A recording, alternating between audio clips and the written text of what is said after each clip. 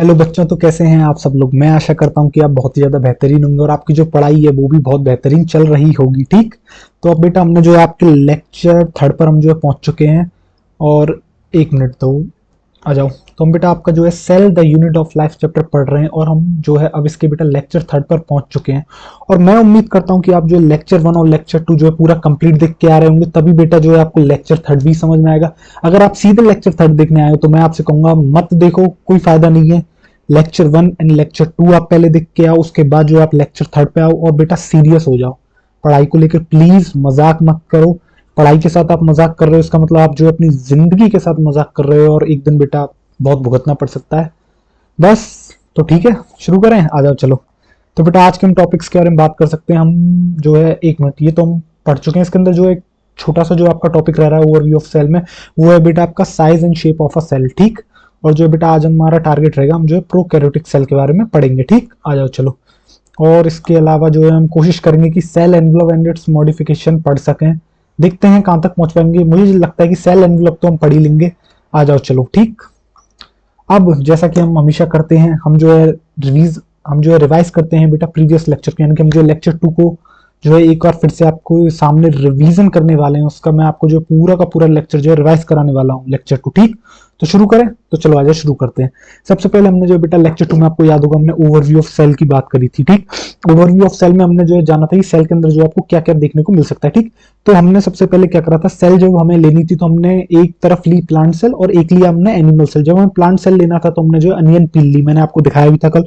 Onion पील बेटा वो जो सफेद प्याज, आप जो प्याज को जो है हटा, पहली लेयर हटाते हो, आपने देखा व्हाइट थिन लेयर आपको देखने को मिलती है, उसी को हम जो अनियन पील कहते हैं। और दूसरी तरफ हमने एनिमल के अंदर ह्यूमन चीक सेल लिया, ये गाल गाल के अंदर आपको दिख रहा है, अरे यार आपको गाल के अंदर दिख रहा है, तो बेटा यही जो है हमने ली थी ह्यूमन चीक सेल। मैंने आपको फोटोज भी इसके दिखाए थे। तो जब हमने जो है इनको लिया और माइक्रोस्कोप के नीचे रखा और जब हमने इनके अंदर स्टडी करी तो हमें देखने को मिलता है क्या, जो इनकी डीलिमिटिंग लेयर है, डीलिमिटिंग लेयर मतलब जो आपकी आउटर लेयर है, वो आपको देखने को मिलती है अनियन पील के केस में, यानी कि प्लांट सेल के केस में जो आपको एक आउटर लेयर देखने को मिलती है बेटा, वो देखने को मिलती है सेल वॉल, यानी कि उसके अंदर प्लाज्मा मेम्ब्रेन तो है ही, बट प्लाज्मा मेम्ब्रेन के बाहर आपको एक और लेयर देखने को मिली जो कि है आपकी व्हाट, सेल वॉल। इसके अलावा जो हमने जो बेटा ह्यूमन चीक सेल ली, तब हमने जो इसको माइक्रोस्कोप के अंदर स्टडी करा तो हमें देखने को मिलती है वहां सिर्फ और सिर्फ एक थिन आउटर लेयर, जिसे हम कहते हैं व्हाट, प्लाज्मा मेम्ब्रेन। क्या कहते हैं, प्लाज्मा मेम्ब्रेन। एक मिनट देना। चलो सही चल रही है रिकॉर्डिंग, आ जाओ। अब हमने जो इसके बाद बात करी थी, जो है सेल के अंदर बेटा क्या देखने को मिलता है, आपको सेल के अंदर देखने को मिलता है व्हाट, न्यूक्लियस। न्यूक्लियस जब आप देखते हो किसी भी सेल के अंदर जाते हो तो आपको जो एक डेंस मेम्ब्रेन बाउंड स्ट्रक्चर देखने को मिलता है।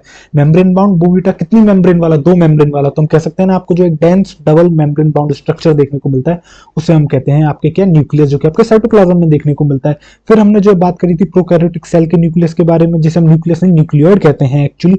और हमने बात करी थी बेटा किसके बारे में, हमने बात करी थी आपके यूकैरियोटिक न्यूक्लियस के बारे में। तो हमने जो सबसे पहले देखा था बेटा, जो यूकैरियोटिक न्यूक्लियस होता है वो आपका डबल मेम्ब्रेन बाउंड होता है, जबकि प्रोकैरियोटिक के अंदर जो आपको बेटा न्यूक्लियोइड देखने को मिलता है वो आपका जो है मेम्ब्रेन लेस होता है, यानी कि वो जो फ्रीली आपके साइटोप्लाज्म में पड़ा हुआ है। इसके अलावा बेटा हमने क्या बात करी थी, आपके जो है हमने आपको ये बताया था कि जो वहां आपको डीएनए देखने को मिलता है, उसकी बेटा मोस्ट कंडेंस फॉर्म देखने को मिलती है आपको यूकैरियोट्स में, और वो देखने को मिलती है आपको क्या बेटा, क्रोमोसोम। अब बेटा जो क्रोमोसोम होता है वो बनता कैसे है, आपको जो है वहां कंडेंस डीएनए देखने को मिलता है। इसके अलावा आपको जो बेटा स्टोन प्रोटीन देखने को मिलते हैं जो कि आपके बेसिक इन नेचर होते हैं, आपको नॉन स्टोन प्रोटीन देखने को मिलते हैं जो कि एसिडिक इन नेचर होते हैं। इसके अलावा आपको जो है आरएनए भी देखने को मिलता है जो कि आपका थोड़ा कम अमाउंट के अंदर होता है। और बेटा एक जगह पे क्या होता है, जो ये स्ट्रक्चर ज्यादा कॉइल कर जाता है, यानी कि जो है आपको जो आपको डीएनए होता है वो एक जगह कॉइलिंग कर लेता है, उसे हम जो है डेंस स्ट्रक्चर आपको वहां देखने को मिलता है, उसे हम कहते हैं बेटा न्यूक्लियोलस। जबकि हम जो प्रोकैरियोटिक सेल के अंदर जाते हैं तो आपको वहां न्यूक्लियोलस नाम का कोई स्ट्रक्चर नहीं देखने को मिलता है, वहां आपको मेम्ब्रेन लेस है, वहां मेम्ब्रेन भी आपको नहीं देखने को मिल रही, फ्रीली पड़ा हुआ है न्यूक्लियर। और इसके अलावा बेटा जो हम इसके कंपोजिशन की बात करते हैं तो आपको न्यूक्लियर का आपको डीएनए देखने को मिलता है, आपको जो हिस्टोन प्रोटीन नहीं मिलते हैं यहाँ देखने के लिए, जी हाँ, हिस्टोन प्रोटीन जो है आपके एब्सेंट होते हैं। आपको जो है नॉन हिस्टोन प्रोटीन देखने को मिलते हैं, बट जो नॉन हिस्टोन प्रोटीन आपको यहाँ देखने को मिलते हैं बेटा वो होते हैं बेसिक इन नेचर। जबकि याद करो non histone protein eukaryotic cell में आपको क्या देखने को मिले थे, आपको देखने को मिले थे एसिडिक इन नेचर। इसके अलावा बेटा आपको जो है प्रोकैरियोटिक न्यूक्लियस के जो डीएनए आपको देखने को मिलता है उसमें आपको देखने को मिलता है व्हाट, आपको जो है बेटा डीएनए तो आपको देखने को मिल रहा है, उसके साथ साथ जो आपको वहाँ नॉन स्टोन प्रोटीन देखने को मिल रहा है। इसके अलावा बेटा आपको जो आरएनए भी वहां देखने को मिलता है स्मॉल अमाउंट के अंदर। अगर हम डिफरेंसेस की दोनों के अंदर बात कर लेते हैं तो आपको पता है कि यूकैरियोटिक न्यूक्लियस के अंदर मैंने आपको पहले ही बता दिया है कि जो बेटा वो आपका होता है क्या कहते हैं डबल स्टैंडर्ड। एक तो जो डीएनए है आपका वो आपका डबल स्टैंडर्ड है, इसके अलावा बेटा जो आपका वो लीनियर है, और जो आपको जो है सिंगल न्यूक्लियस मिलता है, यानी कि एक बेटा एक सिंगल सेल के अंदर आपको जो है एक न्यूक्लियस देखने को मिलेगा और एक ही जो है जेनेटिक मटेरियल यानी कि डीएनए आपको जो है देखने को मिलेगा, जो कि आपकी लीनियर होता है और डबल स्टैंडर्ड होता है। इसके अलावा वो बना किससे होता है बेटा, आपको उसके अंदर डीएनए तो है ही है, उसके अलावा जो आपको स्टोन प्रोटीन है, नॉन स्टोन प्रोटीन है, और आपके जो है आरएनए भी आपको देखने को मिल जाता है। जब हम जो है दूसरी तरफ बात करते हैं किसकी बेटा, प्रोकैरियोटिक न्यूक्लियस की, तो हमें जो है वहां आपको देखने को मिलता है क्या, पहली बात तो बेटा वो जो आपके मेम्ब्रेन उसके अराउंड प्रेजेंट नहीं है, तो हम जो है न्यूक्लियस नहीं इसलिए न्यूक्लियड कहते हैं, फॉल्स न्यूक्लियस है, ठीक। अब जो है बेटा वो आपको जो है सर्कुलर देखने को मिलता है। अब जैसा उसका स्ट्रक्चर आपको याद होगा, आपको जो है सर्कुलर इन शेप देखने को मिलता है। इसके अलावा बेटा वो सिंगल होता है, ठीक, और आपका जो है वो भी बेटा डबल स्टैंडर्ड आपको देखने को मिलता है। इसके अलावा आपको जो न्यूक्लियर मेम्ब्रेन वहां नहीं मिलती है, न्यूक्लियर मेम्ब्रेन एब्सेंट होती है आपकी, न्यूक्लियोलस भी आपको जो है नहीं देखने को मिलता है, यानी न्यूक्लियोलस भी आपका एब्सेंट है। इसके अलावा आपको जो है वहां स्टोन प्रोटीन भी नहीं देखने को मिलते हैं, स्टोन प्रोटीन भी आपके जो है एब्सेंट होते हैं। और जब हम इसके कंपोजिशन की बात करते हैं तो बेटा आपको जो है वहां डीएनए मिल रहा है, आपको नॉन स्टोन प्रोटीन मिल रहे हैं, आपको आरएनए मिल रहा है। तो एक तरीके से अगर हम जो है आपको यूकैरियोटिक जब न्यूक्लियस से हम कंपेयर करते हैं प्रोकैरियोटिक को, तो आपको देखने को मिलेगा कि यहाँ तो बहुत सारी चीजें कम है, तो इसलिए बेटा जो यूकैरियोटिक न्यूक्लियस होता है उसे ट्रू न्यूक्लियस कहते हैं, और जो आपका प्रोकैरियोटिक न्यूक्लियस होता है उसे फॉल्स न्यूक्लियस कहते हैं।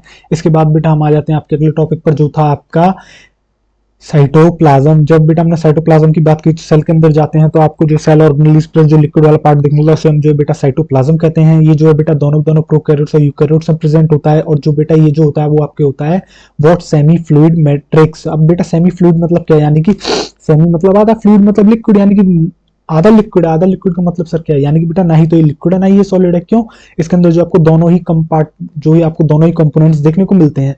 जो बेटा सॉलिड वाला कंपोनेंट होता है वो आपको देखने को मिलता है क्या, सेल ऑर्गेनेलीज, और जो आपको लिक्विड वाला पार्ट है बेटा वो लिक्विड में प्रेजेंट ही है, ठीक।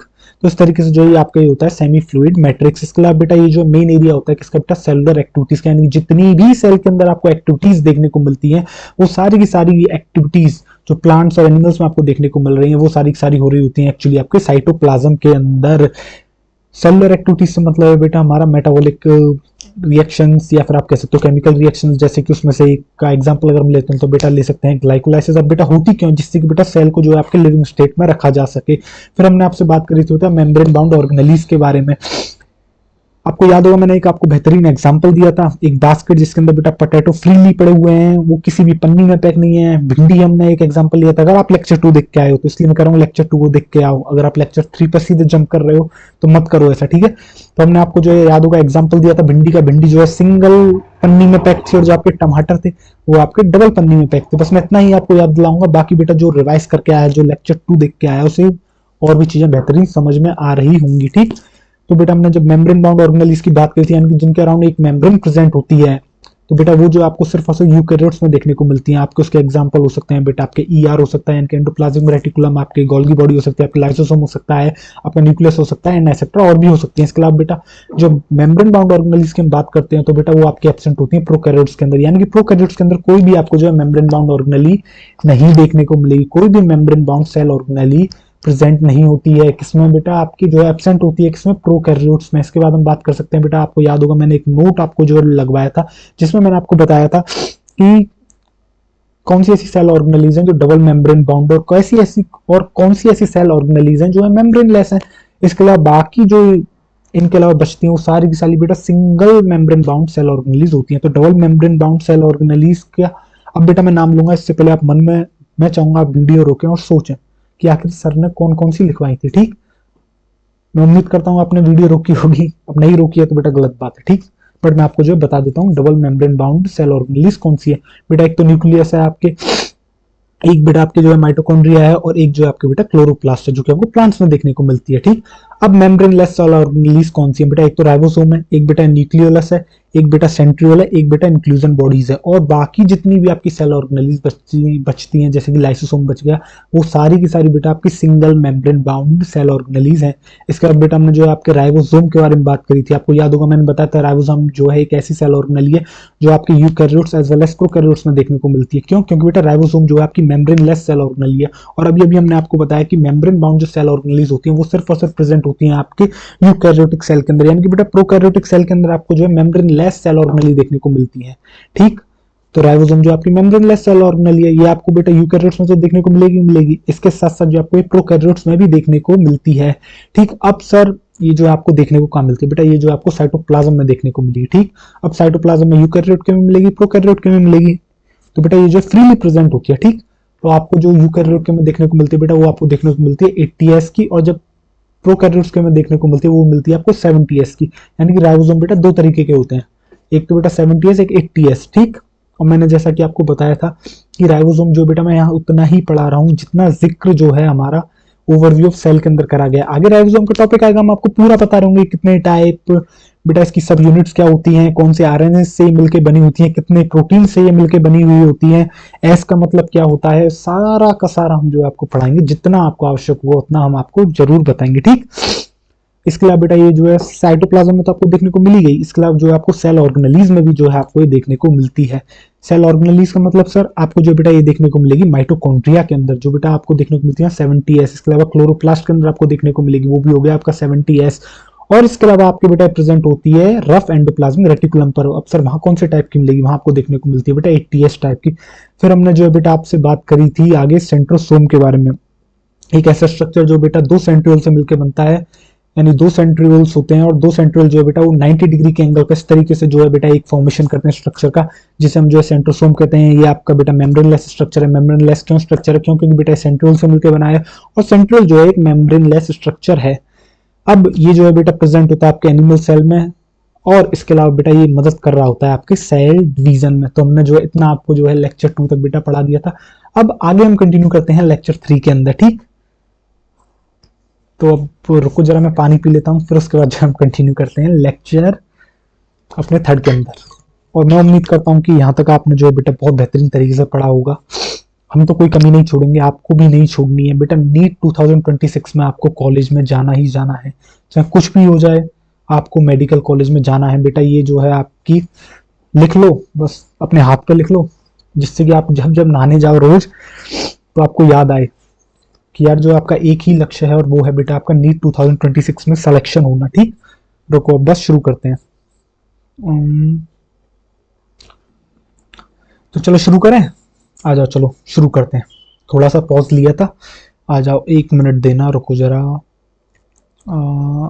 1 मिनट 1 मिनट 1 मिनट, आइए शुरू करते हैं। चलो अगले टॉपिक का बेटा आप नाम डाल लो। जैसे मैं आपको बताया था ओवरव्यू ऑफ सेल में हमारा एक टॉपिक रह गया था, और वो हमारा रह गया था बेटा size and shape of a cell. अब बेटा जब आप सेल की बात करते हो तो बेटा उसके अंदर जो आपको डिफरेंट डिफरेंट साइजेस देखने को मिलते हैं, डिफरेंट डिफरेंट शेप्स देखने को मिलती हैं, और बेटा उसी शेप के अकॉर्डिंग जो उनके फंक्शंस होते हैं हम आपको विद एग्जांपल ये समझाएंगे। आपको बहुत से लोग बस पढ़ा के छोड़ देते होंगे कि जो है बेटा सेल का जो जैसी शेप होती है वो वेरी करती है उसके फंक्शन के अकॉर्डिंग, बट मैं आपको अच्छे से समझाऊंगा जो एनसीईआरटी में एग्जांपल दे रखे हैं कि आखिर उनकी शेप ऐसी क्यों है, उसके पीछे रीजन क्या है, आखिर शेप कैसे मदद कर रही होती है आपके फंक्शंस में। ठीक, आ जाओ चलो। तो आप अगली हेडिंग डाल लो। आप अगली हेडिंग डालोगे what, size and shape of a cell. Size and shape of एक मिनट यार, 1 मिनट 1 मिनट, इरेजर को भी जरा चेंज कर लेते हैं, पॉइंट इरेजर लेके आते हैं, स्ट्रोक में आनंद नहीं है। थोड़ा सा साइज बड़ा अभी नहीं हुआ। आइए size and shape of a cell हम जो है शुरू करते हैं। आइए बेटा चलिए, size and shape of a cell डाल लीजिए हेडिंग आप, size and shape of a cell. एक, अरे यार ये क्या हो रहा है आज, एक तो यार सर्दी बहुत पड़ रही है आजकल। Size and shape of cell, size and shape of cell. ठीक, आ जाइए। तो बेटा मैं आपको यही बता रहा कि जो आपको सेल देखने को मिलती है वो बेटा जो उसके अंदर शेप, साइज और फंक्शन जो है तरह तरह के आपको देखने को मिलते हैं, बेसिकली वेरी कर रहे होते हैं। ठीक है, तो लिख लें जो आपकी बेटा सेल होती है वो डिफर कर रही होती है, किसके अंदर डिफर मतलब बेटा डिफरेंट डिफरेंट तरह तरह की जो आपको देखने को मिलती है। डिफर इन व्हाट, डिफर करती है आपके, 1 मिनट, डिफर करती है आपके शेप के अंदर, साइज के अंदर एंड फंक्शन के अंदर। बेटा शेप, साइज एंड फंक्शन, यानी कि जो सेल है, 1 मिनट, ये आज क्या हो रहा है यार। बेटा जो आपकी सेल है वो डिफर कर रही होती है किसके अंदर, शेप के अंदर, ठीक, आपके साइज के अंदर, एंड फंक्शन के अंदर भी जो है वेरी कर रही होती है। अब आपके मन में आ रहा होगा क्या सर आप हमें एग्जांपल देके बता सकते हो कि साइज में कैसे वेरी कर रही है। तो बेटा सबसे पहले मैं आपको जो है साइज में यूनिसेलुलर का बताऊंगा। तो यूनिसेलुलर बेटा माइकोप्लाज्मा और बैक्टीरिया के बारे में बताऊंगा। तो बेटा जो आपको माइकोप्लाज्मा जिसे पीपीएलओ भी कहते हैं, दोनों ही सेम थिंग है, अलग अलग नहीं है। तो बेटा वो जो 0.3 माइक्रोमीटर होता है आपके लेंथ में, यानी कि सबसे स्मॉलेस्ट सेल है, सबसे छोटी सेल आपको जो देखने को मिलती है वो देखने को मिलती है माइकोप्लाज्मा। और दूसरी तरफ जो बैक्टीरिया आपको देखने को मिलता है वो देखने को मिलता है बेटा आपको 3 to 5 माइक्रोमीटर का। फिर हम बात करेंगे आपसे, अब ये तो यूनिसेलुलर हो गए, फिर हम बात करेंगे आपसे मल्टी सेलुलर के बारे में। जब हम आपसे मल्टी सेलुलर के बारे में बात करेंगे तो हम बात करेंगे आपसे आरबीसी के बारे में। तो बेटा आरबीसी जो है वो आपको देखने को मिलती है 7 माइक्रोमीटर, किसमें बेटा आपको जो है डायमीटर में जो है 7 माइक्रोमीटर देखने को मिलती है। और दूसरी तरफ हम बात करेंगे बेटा नर्व सेल के बारे में, जो बेटा न्यूरॉन्स आपके शरीर में मिलते हैं, जो आपके सिग्नल्स को ट्रांसमिट कर रहे होते हैं। तो बेटा जो होते हैं वो सबसे लंबे होते हैं, लेंथ के अंदर जो बेटा लॉन्गेस्ट सेल जो है वो आपके न्यूरॉन देखने को मिलते हैं। ठीक है, तो लिख लें। और इसके अलावा हम आपको बताएंगे ऑस्ट्रिच के अंडे के बारे में, कि ऑस्ट्रिच का जो अंडा है बेटा वो लार्जेस्ट आइसोलेटेड सिंगल सेल है। ठीक, आ जाओ चलो लिखते हैं। सबसे पहले आप डालोगे व्हाट, आप डाल लोगे बेटा यहाँ यूनिसेलुलर, यानी कि सबसे पहले बात करने वाले हैं हम एक मिनट यार, साइज के बारे में। अब हम बात करने वाले हैं व्हाट, अब हम बात करने वाले हैं बेटा साइज के बारे में। ठीक, फिर हम जो है शेप्स के बारे में बात करेंगे आपसे।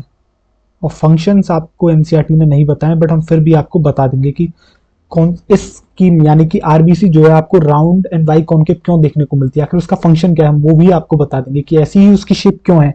ठीक है, और नर्व सेल क्यों लॉन्ग और ब्रांच्ड आपको देखने को मिलती है, हम वो भी आपको बताएंगे। और जो है डब्ल्यूबीसी आपको अमीबॉइड शेप की क्यों मिलती है वो भी हम आपको बताएंगे। ठीक है, आ जाओ सबसे पहले बेटा साइज की बात करते हैं। तो हम बात कर लेते हैं किसके बारे में, हम बात कर सकते हैं आपके यूनिसेलुलर के बारे में। किसके बारे में हम बात कर सकते हैं, आपके यूनिसेलुलर्स के बारे में, यानी कि बेटा जिनके पास जो है एक सेल देखने को मिलती है। जब बेटा हम यूनिसेलुलर की बात करते हैं तो हम जो है आपको यहाँ दो की जो है आपको साइज बताने वाले हैं एक सेल की। एक बेटा हम लेने वाले हैं माइकोप्लाज्मा, जिसे हम पीपीएलओ भी कहते हैं। इसके अलावा हम बात करेंगे बैक्टीरिया की। तो बेटा यहाँ क्या डालना है, माइकोप्लाज्मा। जी हाँ सर, डाल लीजिए माइकोप्लाज्मा, माइकोप्लाज्मा। और यहाँ बेटा हम डाल सकते हैं व्हाट, हम डाल सकते हैं आपके बैक्टीरिया। क्या डाल सकते हैं, हम डाल सकते हैं आपके बैक्टीरिया। जो बेटा आपके माइकोप्लाज्मा होते हैं इनको बेटा हम पीपीएलओ भी कहते हैं। PPLO and mycoplasma are both the same thing. आपके मन में आ रहा हो सर पीपीएलओ की फुल फॉर्म क्या है, मैं अभी आपसे सिर्फ इतना ही कहूंगा, मैं आपको अभी नहीं बताने वाला हूँ आगे, बट मैं आपको बताऊंगा कि इनको पीपीएलओ क्यों कहते हैं। ठीक, तो बेटा ये होते हैं आपके व्हाट, स्मॉलेस्ट सेल। आओ, तो ये जो होते हैं बेटा वो आपको देख, ये आपके होते हैं स्मॉलेस्ट सेल। स्मॉलेस्ट सेल यानी कि इनसे छोटी सेल बेटा आपको जो है नहीं देखने को मिलेगी, स्मॉलेस्ट सेल। और बेटा वो क्या होता है, क्या होता है इसका साइज, आपके मन में अब आ रहा होगा। तो बेटा वो होता है आपके 0.3 माइक्रोमीटर। माइक्रोमीटर का मतलब होता है बेटा 10⁻⁻6, यानी कि 0.3 इंटू 10⁻⁻6 मीटर। अगर आप इसको जो है कन्वर्जन करना चाहते हैं, आपको मुझसे बेहतर फिजिक्स पता है, मुझे तो नहीं आती इतनी फिजिक्स, तो आप जो इजीली कर सकते हो। ठीक है, इन लेंथ यानी बेटा आपको जो लेंथ में आपको देखने को मिलता है 0.3 माइक्रोमीटर, 0.3 माइक्रोमीटर। ठीक, अब जो बैक्टीरिया का बेटा साइज होता है वो आपको देखने को मिलता है क्या, आपको देखने को मिलता है बेटा 3 to 5 माइक्रोमीटर। बट जब बेटा आप डायग्राम में देखोगे तो आपको जो है वहाँ एक अलग साइज दे रखा है। तो बेसिकली मैं आपको जो एक रेंज बता देता हूँ, जो आपको ब्रैकेट में लिख लेनी है वो लिख लेनी है बेटा आपको 1 to 5, यानी कि 1 to 5 तक जो है आपको बैक्टीरिया का साइज देखने को मिल सकता है। अब बेटा मैं ऐसा क्यों कह रहा हूँ, तो मैं आपको जो है एनसीईआरटी का एक डायग्राम दिखाना चाहूंगा, देखना जरा ध्यान से। एक मिनट, कहाँ गई एनसीईआरटी, एनसीईआरटी एनसीईआरटी एनसीईआरटी, ये देखो ये वाला आपको डायग्राम दिख रहा है। तो अब देखो यहाँ जो है बेटा टिपिकल बैक्टीरिया का जो साइज बताया ना बेटा 1 to 2 माइक्रोमीटर बताया, यानी कि बेटा एनसीईआरटी कॉन्ट्रडिक्ट कर रही है अपनी ही बात को। जब वो थ्योरी को लिखती है तो वो बताती है 3 to 5 माइक्रोमीटर, बट जब वो आपको जो है डायग्राम बनाने को देती है, डायग्राम के थ्रू अगर आपसे बेटा पहचान कराएगी तो बेटा 1 to 2 माइक्रोमीटर। इसलिए मैं कह रहा हूँ आप जो जर्नली याद रख लो 1 to 5 माइक्रोमीटर। अब मुझे उम्मीद है आपको समझ में आ गया होगा कि क्यों मैंने आकर 1 to 5 माइक्रोमीटर लिखा है। ठीक, अगर बेटा आपको डायग्राम देते हैं तो आपको 1 to 2 माइक्रोमीटर ही सेलेक्ट करना होगा। और अगर आपको जो है बेटा वो आपको देते हैं क्या, आपसे वैसे एक थ्योरी में पूछते तो आपको 3 to 5 माइक्रोमीटर याद रखना होगा। ठीक, आइए चलिए एक मिनट वापस चलते हैं अपनी स्लाइड पर। ठीक, तो आपको ये याद रहेगा। अब इसके बाद बेटा हम बात कर सकते हैं मल्टी सेलुलर्स के बारे में। आ जाए बात कर लें मल्टी सेलुलर के बारे में। आप कहोगे ठीक सर, आप बात कर लेते हैं मल्टी सेलुलर के बारे में कि आखिर मल्टी सेलुलर जो होते हैं उनका साइज क्या होता है।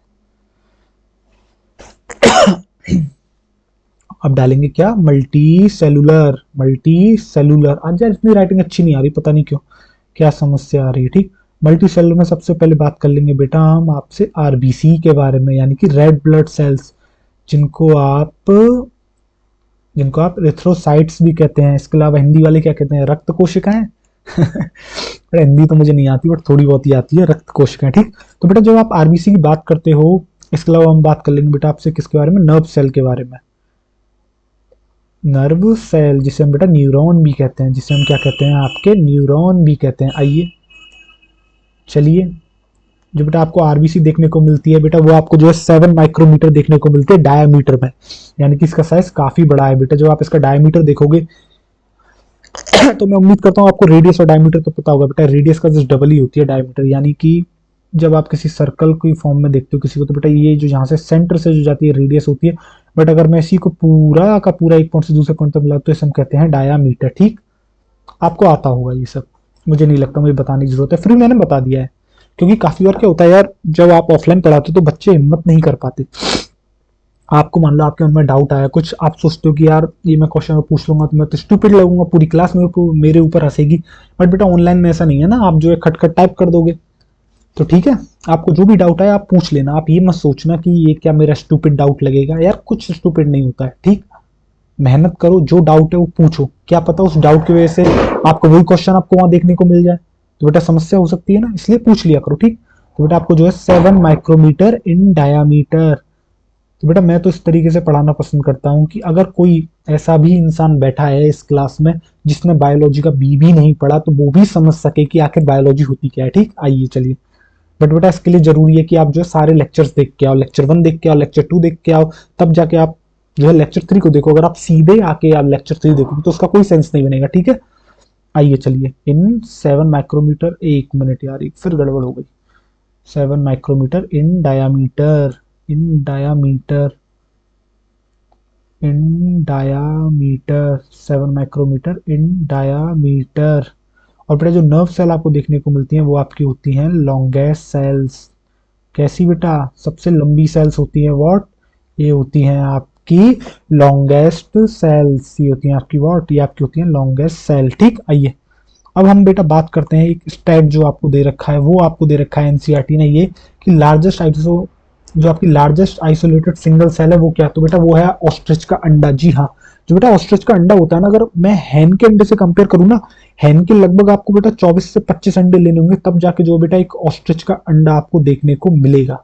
यानी कि इतना बड़ा वो जो है आपको अंडा देखने को मिलता है। तो जब भी आपसे क्वेश्चन करा जाएगा लार्जेस्ट आइसोलेटेड सिंगल सेल क्या है, तो आपका आंसर देना होगा कि सर वो है आपका ऑस्ट्रिच का अंडा, एग ऑफ ऑस्ट्रिच। तो बेटा मैं लिख दूं यहाँ क्वेश्चन, मैं लिख देता हूँ लार्जेस्ट आइसोलेटेड सिंगल सेल।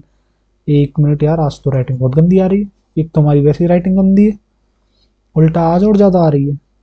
अरे रुकिए आप जरा, largest isolated single cell, largest what, isolated, largest isolated single cell, largest isolated single cell, largest isolated single cell, largest isolated single cell। अगर आपसे इस क्वेश्चन पूछा जाए कि क्या होता है, तो आपका जवाब होगा बेटा एग ऑफ ऑस्ट्रिच। आपका जवाब होगा सर एग ऑफ ऑस्ट्रिच। क्या होगा आपका आंसर, आपका आंसर होगा एग ऑफ ऑस्ट्रिच, यानी कि ऑस्ट्रिच का अंडा। एक मिनट एक मिनट, आज तो यार ज्यादा समस्या आ रही है लिखने में। Egg of ostrich, egg of ostrich, क्या देखने को मिलता है आपको, देखने को मिलता है बेटा ऑस्ट्रिच का अंडा, लार्जेस्ट आइसोलेटेड सिंगल सेल। अब जो है बेटा मैं एक नोट यहाँ लिखने वाला हूँ, और उस नोट को आपको याद रखना होगा।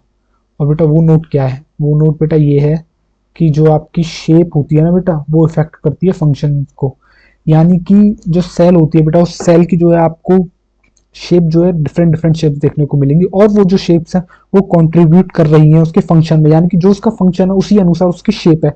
तो बेटा लिख लें इस नोट को, मैं आपको समझाऊंगा कि मैं ऐसा क्यों कह रहा हूं। तो हम लिख सकते हैं क्या बेटा, shape of a cell vary according to function, shape of a cell vary according to function.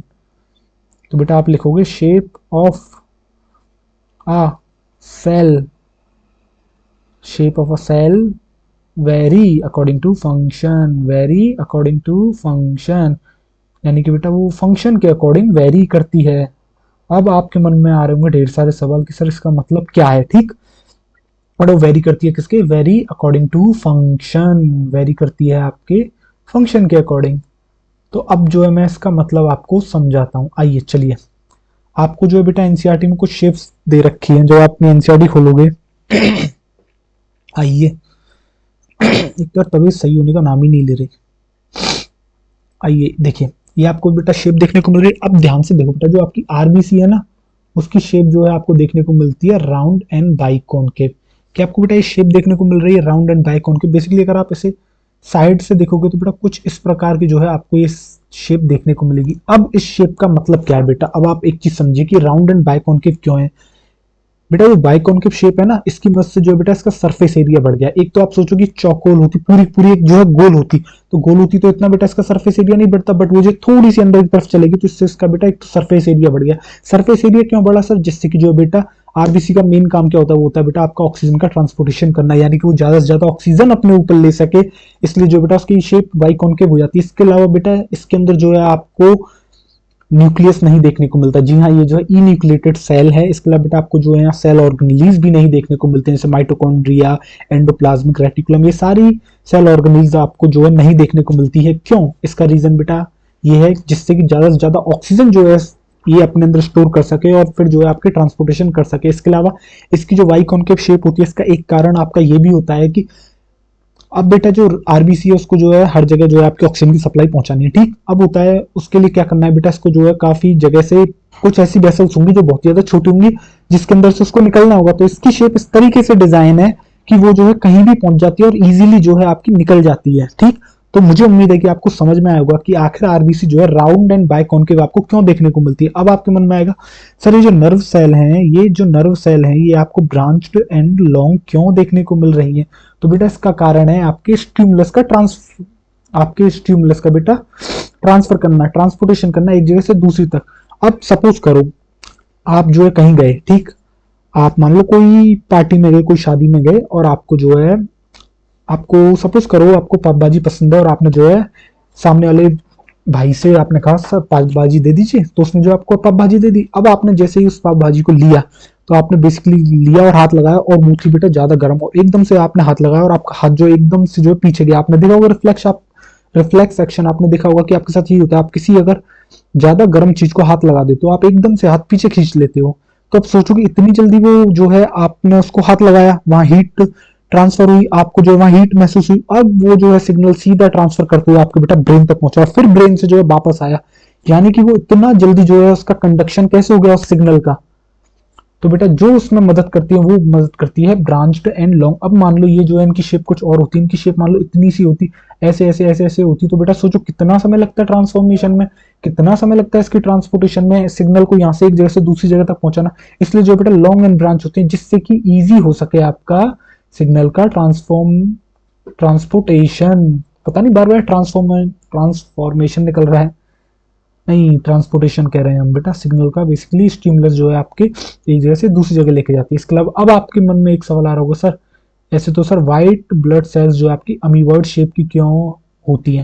तो बेटा अमीबॉइड शेप का मतलब है different different type of shape. Basically कभी जो है आपको बेटा ये ऐसी शेप की देखने को मिलेगी, कभी आपको जो है ऐसी शेप की देखने को मिलती है, कभी आपकी जो है ऐसी शेप को देखने को मिलती है, तो कभी जो है आपको ऐसी शेप को, बेसिकली आप अमीबॉइड शेप को कह सकते हो, इर्रेगुलर शेप जो है आपको देखने को मिलती है। अब ये जो आपको इरेगुलर शेप की देखने को डब्ल्यूबीसी क्यों मिल रही है। अब मैं अगर आपसे पूछता हूँ, किसी बच्चे को मैं खड़ा करके पूछता हूँ, अगर ऑफलाइन क्लास होती तो मैं पूछ लेता, बट ऑनलाइन है, फिर भी मैं आपसे एक सवाल पूछता हूँ और आपको जवाब देना होगा, ठीक। पॉज करना और जवाब देना कि बेटा डब्ल्यूबीसी का जो प्राइमरी फंक्शन होता है वो आपकी बॉडी में क्या होता है। सोचो, अब आपको जो है सोचने की ज्यादा जरूरत पड़ी नहीं होगी, आपको पता होगा। बेसिकली बेटा ये बॉडी के सोल्जर्स हैं, कहीं भी इन्फेक्शन होता है तो सबसे पहले जो है डब्ल्यूबीसी वहां पहुंचती है। तो बेटा अब मान लो कहीं पर इन्फेक्शन हुआ बॉडी में, वहां डब्ल्यूबीसी को पहुंचना है, और वहां जो अगर मान लो उनका फिक्स शेप होगा तो वो घुस नहीं पाएगी, घुस नहीं पाएगी तो उसे समस्या होगी, तो इसलिए बेटा उसका शेप वो उस तरीके से अपने आप को एडजस्ट करती है कि वो जो है वहां पहुंच सके। और इसके अलावा अब वहां बेटा आपको देखने को मिलता है क्या, आपको देखने को मिलता है बैक्टीरिया। ये देखो सपोज करो ये बैक्टीरिया, ठीक, और ये है हमारी WBC, ये है हमारी व्हाट, आपको जो है WBC देखने को मिलती है। अब बेटा इसके सामने बैक्टीरिया आ चुका है, अब इसको जो है ये बैक्टीरिया खत्म करना है, तो बेटा ये करती है एक प्रोसेस जिसे हम कहते हैं फैगोसाइटोसिस। फैगोसाइटोसिस, फैगोसाइटोसिस का मतलब होता है बेटा बेसिकली बैक्टीरिया को एंगल्फ कर जाना, और अंदर जो है बेटा अंदर जो है आपके उसको मार देती है वो बेसिकली एंजाइम्स के थ्रू, ठीक। तो अब इसको जो है इसे अंदर लेना है, तो इसके लिए बेटा ये क्या करती है, अपनी शेप को कुछ इस तरीके से जो है फॉर्म करती है, इस तरीके से कुछ अपनी शेप को बनाती है। अब ये जो आपको देखने को मिलते हैं बेटा इसे कहते हैं सूडोपोडिया, बट हम जो ऐसे यहाँ नहीं लिखवाएंगे, ठीक। अब बेसिकली होता क्या, अब देखो इसने बैक्टीरिया इस तरीके से अपने अंदर ले लिया, ठीक, इस तरीके से इसने अपनी शेप को मोल्ड करा और बैक्टीरिया अपने अंदर ले लिया। इसके बाद जो है आपको क्या देखने को मिलता है, इसके बाद जो आपको ये देखने को मिलता है कि इस सेल ने क्या किया, इस जो WBC थी बेटा इसने इस बैक्टीरिया को अंदर ले लिया, और इसके अलावा अब इसके पास अब इसने जो बेटा इसको बेसिकली डिस्ट्रॉय कर दिया, यानी कि इसकी जो अल्टीमेटली शेप थी अमीबॉइड, यानी कि जो इर्रेगुलर शेप है उसने मदद करा बैक्टीरिया की एंगल्फिंग में। यानी कि इससे हमें एक चीज समझ में आई कि सर आपने जो इस 3 एग्जांपल हमको दिए, हमको एक चीज समझ में आई कि सर जो सेल्स का जो साइज है ना वो ऐसे ही नहीं है, यानी कुछ भी नहीं मिल गया उनको, उनको जो साइज मिला है वो उनके फंक्शन के अकॉर्डिंग मिला है। तो मैं उम्मीद करता हूँ कि आपको समझ में आ गया होगा। चलिए आगे बढ़ते हैं, ठीक है, इसको मिटा देते हैं, चलो आ जाओ, नहीं या फिर रहने दें, नहीं मिटा देते हैं, छोड़ो, आपको याद रहेंगे, और याद भी ना रहे तो बस आपको, मुझे उम्मीद है कि आपको एक लाइन जो समझ में आ गई होगी, जो आपको एनसीईआरटी में दे रखी है बेसिकली, कि जो शेप ऑफ अ सेल होता है बेटा वेरी करता है आपके किसके फंक्शन के अकॉर्डिंग, फंक्शन के अकॉर्डिंग। तो बेटा सिर्फ इस एक लाइन को समझाने के लिए हमने इन्वेस्ट करी आपके ऊपर लगभग 7-8 मिनट, बट बेटा ऐसे ही एनसीईआरटी पढ़ी जाती है, ठीक। रुकिए एक सेकंड, तो चलो अब जो है शुरू करते हैं बेटा हम आपके प्रोकैरियोटिक सेल के बारे में, ठीक है। आ जाओ चलो प्रोकैरियोटिक सेल, अब आप डाल लोगे अपना अगला हेडिंग, और वो है हमारा बेटा प्रोकैरियोटिक सेल। अब हम बात करने वाले हैं प्रोकैरियोटिक सेल के बारे में कि आखिर एक प्रोकैरियोटिक सेल होती क्या है, इसके अंदर किस किस तरह के बेटा स्ट्रक्चर आपको देखने को मिलते हैं। तो आप डाल लोगे व्हाट, आप डाल लोगे बेटा प्रोकैरियोटिक सेल, प्रोकैरियोटिक सेल, ठीक। आ जाओ चलो प्रोकैरियोटिक सेल। अब आपके मन में सबसे पहला सवाल आ रहा होगा, जब से आप जो सर आप कह रहे हो यूकैरियोट प्रोकैरियोट यूकैरियोट प्रोकैरियोट, तो आखिर एग्जांपल्स क्या है प्रोकैरियोटिक सेल के। तो आपको याद है मैंने जब आपको जो है 5 किंगडम क्लासिफिकेशन पढ़ाया था, तो मैंने आपको बताया था कि जो किंगडम मोनेरा है बेटा बेसिकली बैक्टीरिया जिसके अंदर आते हैं, आर्की बैक्टीरिया, यू बैक्टीरिया, अभी हम इस टॉपिक को नहीं छेड़ेंगे, जब आपको बायोलॉजिकल क्लासिफिकेशन पढ़ेंगे तभी जो है हम आपको ये सब समझा देंगे। तो बेटा बेसिकली प्रोकैरियोटिक सेल के अंदर यानी किंगडम मोनेरा आता है, मोनेरा के अंदर आपके क्या आते हैं बैक्टीरिया, यानी कि हम कह सकते हैं कि जो बेटा प्रोकैरियोटिक सेल है उसके अंदर बैक्टीरियाज इन्वॉल्व होते हैं। इसके अलावा बेटा सिर्फ बैक्टीरिया नहीं होते हैं, यहाँ आपको देखने को मिलते हैं बेटा ब्लू ग्रीन एल्गी भी, इसके अलावा आपको देखने को मिलते हैं माइकोप्लाज्मा, और एनसीईआरटी लिखती है आपकी पीपीएलओ, जबकि मैंने आपको बताया कि माइकोप्लाज्मा और बेटा पीपीएलओ जो है वो दोनों की दोनों जो है आपकी सेम थिंग है, ठीक। तो आइए लिख लें, चलिए लिख लेते हैं कि आखिर आपको जो है यहाँ कौन कौन देखने को मिलता है।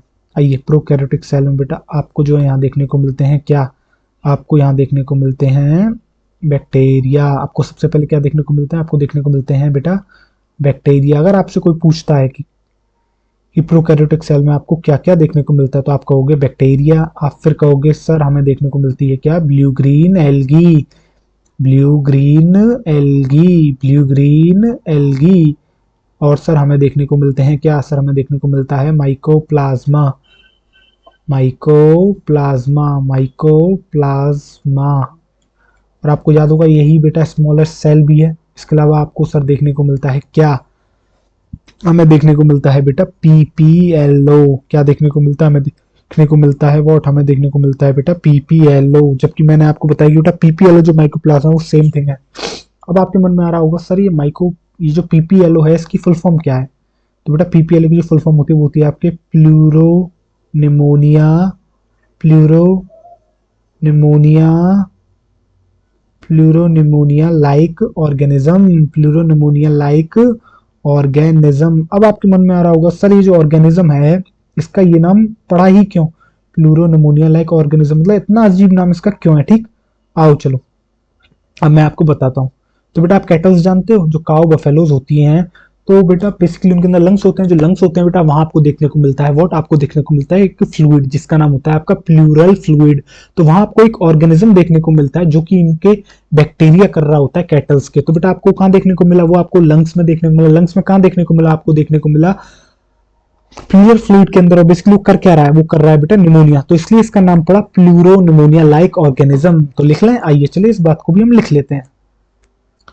तो बेटा आपको जो है कैटल्स, कैटल्स के अंदर आपको देखने को मिलते हैं क्या, एक मिनट, कैटल्स, कैटल्स में आपको देखने को मिलते हैं बेटा, कैटल्स के होते हैं आपके लंग्स, और लंग्स के अंदर आपके होता है क्या, लंग्स के अंदर होता है आपके प्लूरल फ्लूइड। क्या होता है आपके, होता है बेटा प्लूरल फ्लूइड, प्लूरल फ्लूइड, ठीक।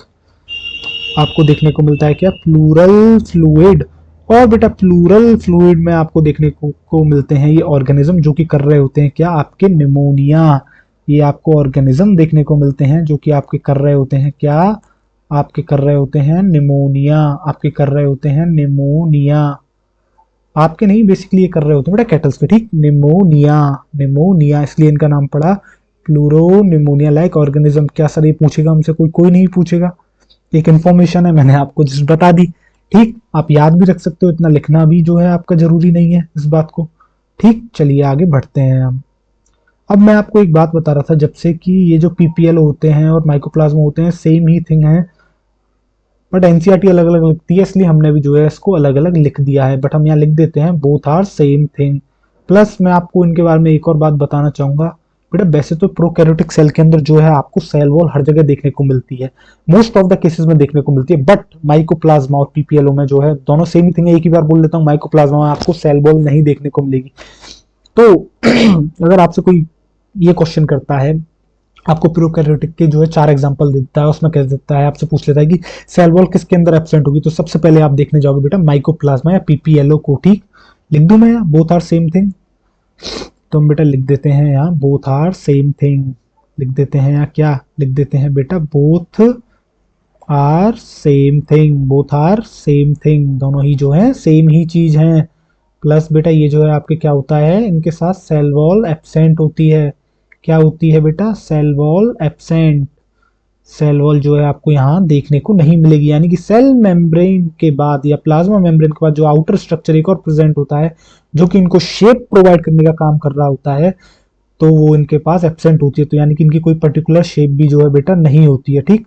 तो मैं लिख सकता हूँ यहाँ सेल वॉल जो, एक मिनट, सेल वॉल जो है इनकी एब्सेंट होती है, यानी कि सेल वॉल जो है इनमें आपको देखने को नहीं मिलेगी, cell wall absent, cell wall absent, ठीक। अब आपके मन में आ रहा होगा सर प्रोकैरियोटिक सेल हम पढ़ रहे हैं, तो क्या आप एक बार डायग्राम बना के दिखा सकते हो कि आखिर कौन कौन से स्ट्रक्चर देखने को मिलते हैं।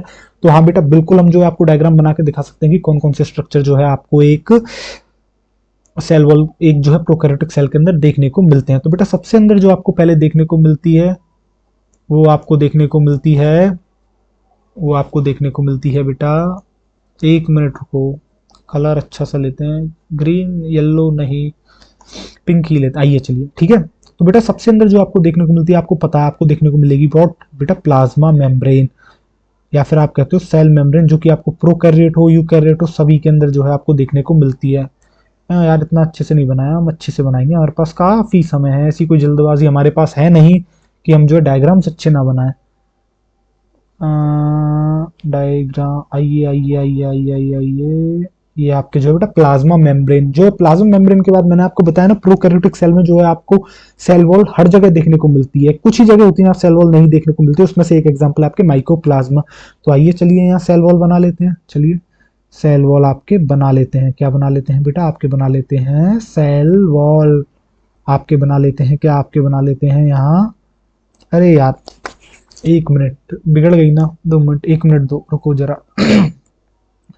तो हम बना लेते हैं आपके सेल वॉल, हम बना लेते हैं आपके क्या, हम बना लेते हैं बेटा सेल वॉल, 1 मिनट, इसे भी थोड़ा सा सही कर लेते हैं, आइए जरा रुकिए एक, अरे बेटा ये तो, अरे बन ही नहीं रही है, तो 1 मिनट बनेगी, रुक जाओ जरा, अरे यार ये क्या हो रहा है, एक तो डायग्राम बनाना इससे थोड़ा मुश्किल है यार ये पेन टैप से। ये देखिए ये जो है आपको देखने को मिला। इसके अलावा बेटा एक और जो है स्ट्रक्चर इनके आउटर में देखने को मिलता है, उसे कहते हैं ग्लाइकोकैलिक्स। उसकी जो है बेटा दो फॉर्म आपको देखने को मिलती है, बट मैं अभी नहीं बताऊंगा वो दो फॉर्म कौन सी हैं, बता देता हूँ, कैप्सूल होती है और स्लाइम लेयर होती है, बट अभी हम आपको जो है नहीं बताएंगे। अभी हम जो है एक और इसके बाहर जो है आपको आउटर एक और लेयर देखने को मिलती है, फिलहाल हम उस लेयर को जो है आपके बना देते हैं। देखो जरा ध्यान से, कुछ बेटा इस तरह की आपको जो है यहाँ लेयर देखने को मिल रही है, कुछ इस तरह की देखो बेटा लेयर देखने को मिल रही है। ये देखो, ये देखो, ये देखो, ये देखो, अरे एक मिनट यार, ये देखो, ये देखो, ये जो है, ये देखो, ये आपको जो है कुछ इस तरह की एक सेल जो है बाहर आपको जो है बेटा एक लेयर देखने को मिल रही है, ठीक। अब जो है मैं आपके कुछ स्ट्रक्चर्स बनाता हूँ, अंदर आइए बेटा। आपको जो अभी तक प्लाज्मा मेम्ब्रेन जो है आपको कंटिन्यूअस दिख रही होगी, बट बेटा कंटिन्यूअस नहीं होती है। अब होता क्या है, अंदर जो है बेटा प्लाज्मा मेम्ब्रेन इनफोल्ड कर जाती है, अंदर जो है कुछ स्ट्रक्चर्स बना लेती है, जिसकी वजह से फोल्ड कर जाती है, जिसकी वजह से बेटा अपना ये सरफेस एरिया बढ़ाती है। अब वो स्ट्रक्चर्स क्या होते हैं, ऐसा क्यों कर रही है, उसका काम क्या है, वो सब हम आपको बताएंगे। अभी जो है आपको एक जर्नल स्ट्रक्चर बता रहे हैं, ठीक है। इस तरीके से बेटा ये क्या करती है, इस तरीके से इनफोल्डिंग कर लेती है। अब आप बेटा एक देखो स्ट्रक्चर्स का कैसे बढ़ गया। अगर ये फोल्ड नहीं करती है, कंटिन्यूस होती, तो इसका सिर्फ इतनी सी ही स्ट्रक्चर होता, बट इसने फोल्ड करके देखो कितना सारा स्ट्रक्चर बना लिया, कितना सारा स्ट्रक्चर इसने बना लिया। तो इस तरीके से बेटा ये जो स्ट्रक्चर बनाती है, जो कुछ करते हैं आगे हम बताएंगे वो क्यों हो रहा है, ठीक। एक मिनट से अंडू करते हैं पहले, तो एक और अंडू करते हैं, ठीक है। ये इसके अलावा बेटा ये यहाँ स्ट्रक्चर बनाया, और बेटा एक बार फिर फोल्ड करती है, ये एक बार फिर फोल्ड करती है, और एक और जो है ये स्ट्रक्चर बनाती है, ठीक है। आओ देखो, ये बेटा कुछ इस तरीके का स्ट्रक्चर बनाती है, कुछ इस तरीके का, और बेटा देखो ये आपको और ज्यादा इनफोल्डिंग्स देखने को मिली है। और ये देखो, ये देखो, ये देखो, ये आपको जो है स्ट्रक्चर देखने को मिलता है, ठीक। अब जरा ध्यान से देखो, अब हम आते हैं आगे। अब जो है बेटा आपको जब हम अंदर चलते हैं, आइए आपको जो बेटा एक और स्ट्रक्चर जो है, ये हमने जो आपको कल बता भी दिया था, जो है बेटा इसका जो है न्यूक्लियस आपको देखने को मिला। बेसिकली डीएनए जेनेटिक मटेरियल जिसे हम न्यूक्लियोइड कहते हैं, वो फ्रीली पड़ा होता है। देखो हमने कोई मेम्ब्रेन इसके अराउंड बनाई है, नहीं बनाई है, हमने डबल मेम्ब्रेन बाउंड, तो सॉरी क्या कहते हैं, डबल स्ट्रैंडेड हमने बनाया है, सिंगल बनाया है। और जो है बेटा आपको जो है ये एक मिनट, और आपको जो है बेटा मेम्ब्रेन लेस दिख रहा है, आपको जो क्या दिख रहा है, आपको दिख रहा है बेटा मेम्ब्रेन लेस, आपको दिख रहा है क्या, आपको देखने को मिल रहा है, ये है आपका मेम्ब्रेन लेस। इसके अलावा बेटा आपको जो है एक और स्ट्रक्चर देखने को मिलता है, और वो स्ट्रक्चर क्या होता है बेटा, वो होता है आपके एक्स्ट्रा जेनेटिक मटेरियल। तो जी हाँ, आपको जो है यहाँ आपको देखने को मिलता है, व्हाट आपको देखने को मिलता है एक्स्ट्रा जेनेटिक मटेरियल सेल के अंदर, प्रोकैरियोटिक सेल के अंदर, जिसे हम कहते हैं आपके प्लाज्मिड। अभी आपके उन्हें बहुत सारे सवाल आ रहे होंगे, बट मैं अभी आपको सिर्फ बेटा स्ट्रक्चर ड्रॉ करके दिखा रहा हूँ, तो अभी आपको जो थोड़ी देर के लिए शांत रहना होगा, ठीक। आओ, ये आपको देखने को मिला। इसके अलावा बेटा जो है आपको दो और स्ट्रक्चर्स देखने को मिलते हैं, आइए जरा ड्रॉ कर लेते हैं उनको, एक मिनट। इसके अलावा बेटा आपको यहाँ जो है देखने को मिलते हैं, व्हाट आपको देखने को मिलते हैं बेटा आरएनए। जी हाँ, आपको देखने को मिलते हैं आरएनए। याद करो हमने बताया था इसके साइटोप्लाज्म में जो है आरएनए आपको देखने को मिलते हैं, फ्रीली फॉर्म में प्रेजेंट होते हैं क्योंकि मेम्ब्रेन लेस होते हैं। और बेटा कौन से टाइप के आपको आरएनए देखने को मिलते हैं, आपको सॉरी, ओ माफ करना, ribosome, sorry sorry sorry, ribosome जो है आपको देखने को मिलते हैं, साइटोप्लाज्म में देखने को मिलते हैं, मेम्ब्रेन लेस सेल ऑर्गेनेली है, और जो है आपको 70s राइबोसोम आपको देखने को मिलते हैं। इसके अलावा बेटा आपको यहाँ देखने को मिलते हैं इंक्लूजन बॉडीज, इंक्लूजन बॉडीज करके एक स्ट्रक्चर जो है आपको यहाँ देखने को मिलता है। कुछ ऐसा स्ट्रक्चर भी आपको देखने को मिलता है जो कि रिजर्व मटेरियल को स्टोर करने का काम कर रहा होता है, ठीक। अब बेटा होता क्या है, इसके सरफेस पर जो है कुछ और स्ट्रक्चर्स आपको देखने को मिलते हैं, ठीक है। तो आइए चलिए उन स्ट्रक्चर्स को हम जो है बना लेते हैं आपके। कलर कौन सा लें, कलर हम ले लेते हैं बेटा ऑरेंज ही रखते हैं। आइए चलिए बेटा, ये देखो ये कुछ ऐसा स्ट्रक्चर निकल रहा है, कुछ ऐसा स्ट्रक्चर निकल रहा है, ठीक। आइए देखिए जरा, आपको जो बेटा कुछ इस तरीके का स्ट्रक्चर निकल रहा है, देखो जरा ध्यान से देखो, ये बेटा ये निकल रहा है, ये निकल रहा है, ये निकल रहा है। तो बेटा आपने अपनी टूथ ब्रश देखी है कभी, उसके अंदर आपने देखे होंगे बेटा ब्रिसल्स होते हैं आपके, जिस पे आप पेस्ट रख के आप जो अपने दांतों को घिसते हो ना, बेसिकली टूथ आप जो है ब्रश करते हो अपने टीथ को, तो बेटा जो उसके ब्रिसल्स होते हैं, ऐसा ही स्ट्रक्चर जो है आपको प्रोकैरियोटिक सेल के अंदर देखने को मिलता है, या फिर हम कह सकते हैं बैक्टीरिया के अंदर देखने को मिलता है, उसे हम कहते हैं बेटा फिम्ब्रियाई। इसके अलावा बेटा आपको जो है एक और स्ट्रक्चर आपको देखने को मिलता है, रेड से बना लेते हैं, आओ चलो। और ये आपको बेटा कुछ ऐसा एक ट्यूब्यूलर स्ट्रक्चर भी जो है आपको देखने को मिलता है, एक ट्यूब्यूलर स्ट्रक्चर भी आपको जो है देखने को मिलता है। अब बेटा बैक्टीरिया मान लो मूव करना है, तो बैक्टीरिया को मूव करने के लिए कोई एक स्ट्रक्चर चाहिए होगा, तो बेटा जो बैक्टीरिया के मूवमेंट में जो स्ट्रक्चर आपकी हेल्प करता है, तो बेटा वो करता है फ्लैजिला, आपने सुना भी होगा। फ्लैजिला जो है आपकी मोटिलिटी प्रोवाइड करता है, तो वो फ्लैजिला जो है बेटा आपको प्रोकैरियोटिक सेल के अंदर भी देखने को मिलता है। तो आओ चलो फ्लैजिला बना लेते हैं, आइए चलिए आपके फ्लैजिला बना लेते हैं। एक मिनट, आइए फ्लैजिला बनाते हैं चलिए। तो बेटा फ्लैजिला के बेसिकली 3 स्ट्रक्चर होते हैं, अभी मैं नहीं बताऊंगा आपको, अभी जो आप बस स्ट्रक्चर ड्रॉ करिए और ध्यान से देखिए कि आपको क्या क्या देखने को मिलता है। ठीक, आइए ये बेटा, एक मिनट, ये हो गया। और अब जो है यहाँ से आपको देखने को मिलेगा क्या, ये देखो ये देखो ये देखो ये देखो ये, अरे यार ये इतना अच्छा बना नहीं, एक मिनट यार, होल्ड ऑन, ये स्ट्रक्चर और अच्छा बनेगा, अभी रुको ना जरा। इस तरीके से जो है बेटा फ्लैजिला आपको देखने को मिल जाता है। ठीक, अब बेटा जो मैंने आपको ये स्ट्रक्चर्स ड्रॉ कराए हैं, एक बेसिक प्रोकैरियोटिक सेल का कराया है, यानी कि ये स्ट्रक्चर्स आपको देखने को मिलते हैं। क्या सभी के अंदर देखने को मिलेंगे? तो नहीं बेटा, किसी के अंदर कोई चीज एब्सेंट हो सकती है, किसी के अंदर कोई चीज प्रेजेंट हो सकती है। ठीक, अब हम जो है बेटा इनकी लेवलिंग स्टार्ट करते हैं। तो मैंने आपको सबसे पहले क्या बताया था, मैंने आपको ये बताया कि आपको जो है बेटा प्लाज्मा मेम्ब्रेन के बाहर जो आपको एक लेयर देखने को मिलती है, उसे हम कहते हैं बेटा सेल वॉल, और जो है इसके अलावा एक और आपको लेयर देखने को मिलती है, तो वो देखने को मिलती है आपको ग्लाइकोकैलिक्स। तो बेटा आप नंबरिंग चालू करें, तो आइए चलिए अब चालू करते हैं हम आपकी नंबरिंग, आपकी चालू करते हैं क्या, नंबरिंग। ठीक, अब बेटा जो आपको सबसे जो आउटर लेयर देखने को मिल रही है, इसे हम कहते हैं क्या बेटा, इसे हम कहते हैं आपके ग्लाइकोकैलिक्स। इसे हम कहते हैं क्या, इसे हम कहते हैं आपके ग्लाइकोकैलिक्स। क्या कहते हैं बेटा, एक मिनट यार ये क्या हो रहा है, इसे हम कहते हैं आपके ग्लाइकोकैलिक्स। क्या कहते हैं, इसे हम कहते हैं आपके ग्लाइकोकैलिक्स। तो बेटा यहाँ लिख लें, ये जो आपको सबसे आउटर मोस्ट लेयर देखने को मिल रही है, इसे हम कहते हैं आपके ग्लाइकोकैलिक्स। जब बेटा आप इस लेयर के अंदर जाते हो, आपको जो ग्रीन लेयर देखने को मिल रही है, इसे हम कहते हैं आपके बेटा सेल वॉल। इसे हम कहते हैं आपके सेल वॉल। क्या कहते हैं बेटा, इसे हम कहते हैं सेल वॉल। और ये जो आपको अंदर देखने को मिल रही है, इसे हम कहते हैं क्या, इसे हम कहते हैं बेटा आपके सेल मेम्ब्रेन या प्लाज्मा मेम्ब्रेन।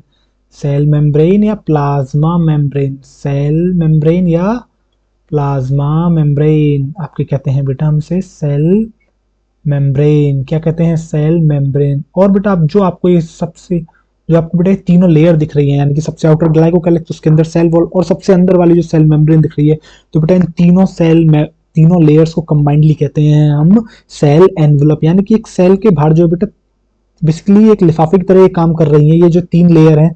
ठीक है, तो हम इसे कहते हैं कि आपके सेल एनवलप, कंबाइंडली बेटा क्या कहते हैं, सेल एनवलप। आपके क्या कहते हैं, कंबाइंडली, कंबाइंडली कहते हैं आपके सेल एनवलप। अगर आपसे कोई पूछ ले कि सेल एनवलप में आपको क्या क्या देखने को मिलता है, तो आप कहोगे ग्लाइकोकैलिक्स, सेल वॉल और सेल मेम्ब्रेन। ठीक, आइए तो लिख लेते हैं यहाँ क्या, यहाँ लिख लेते हैं आपके सेल एनवलप, सेल एनवलप।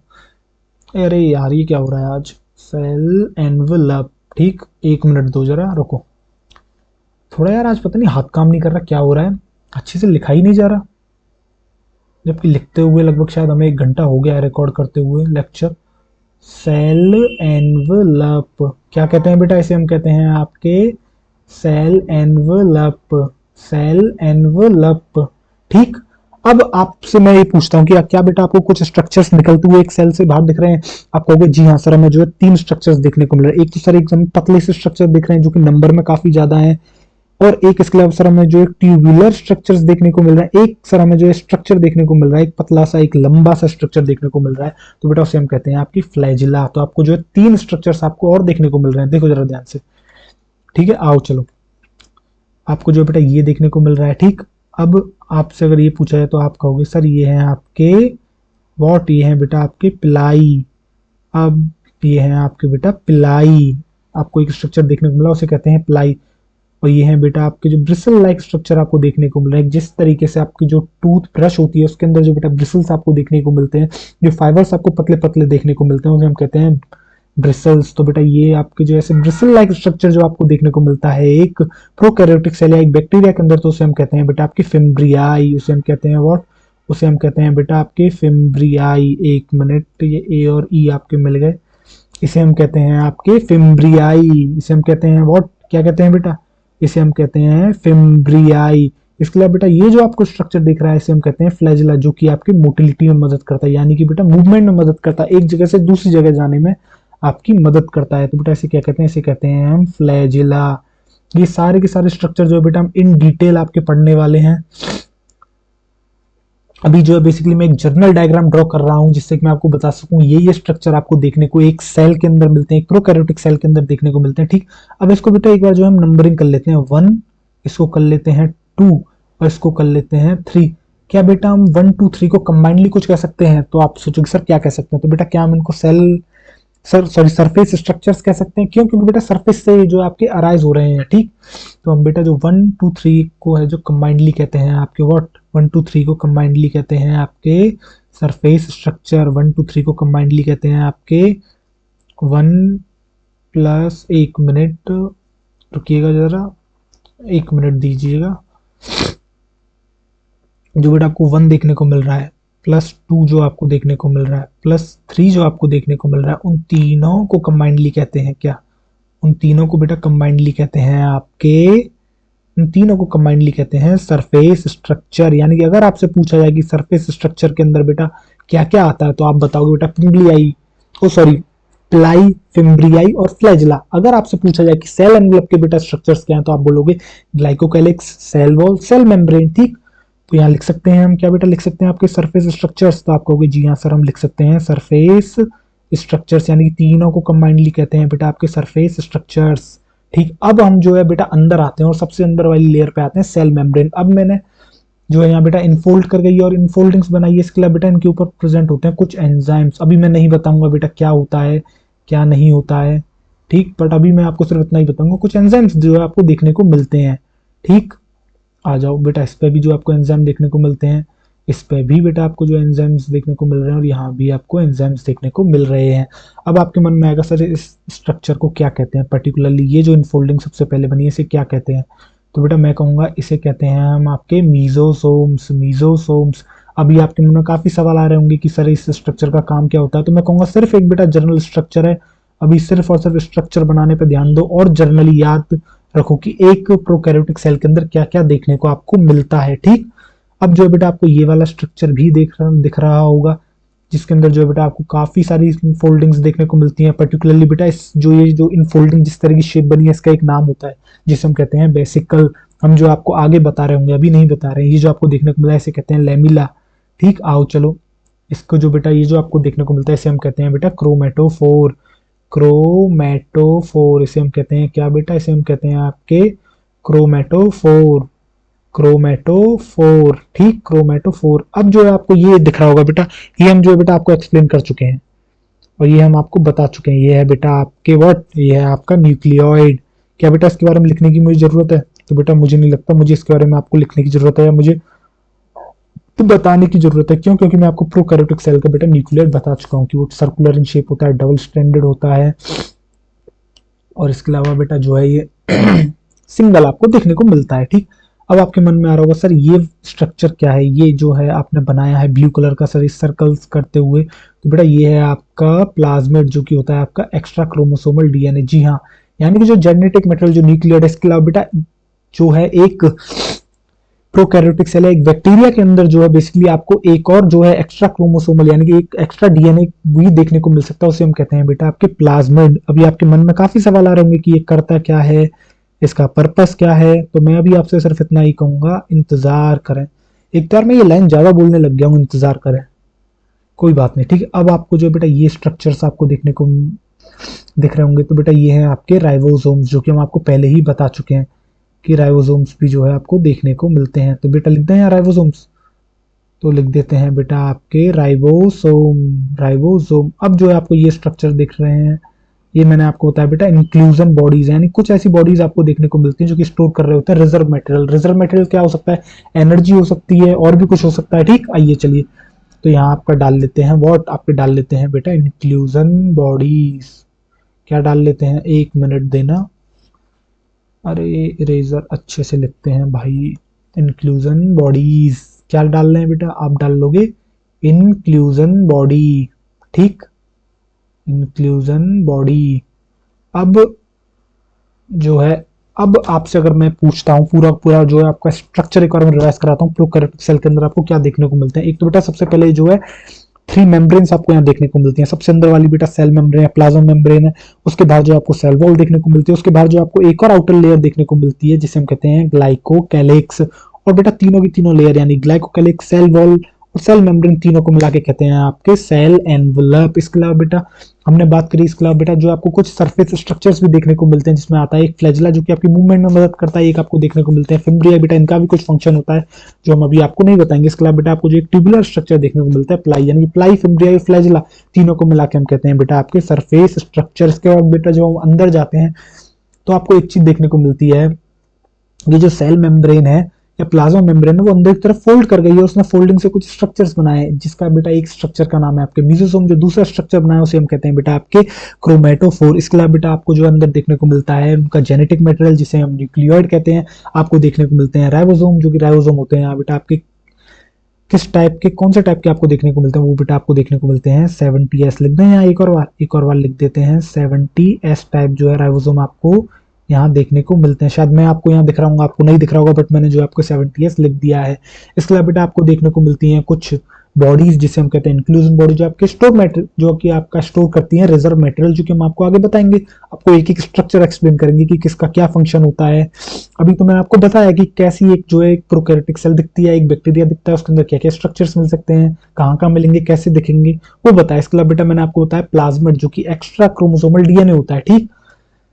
तो बेटा यहाँ डाल दें structure of prokaryotic cell, structure of prokaryotic cell. तो बेटा हम यहाँ डाल सकते हैं आपका स्ट्रक्चर ऑफ प्रोकैरियोटिक सेल, डाल दें structure of prokaryotic cell, structure of.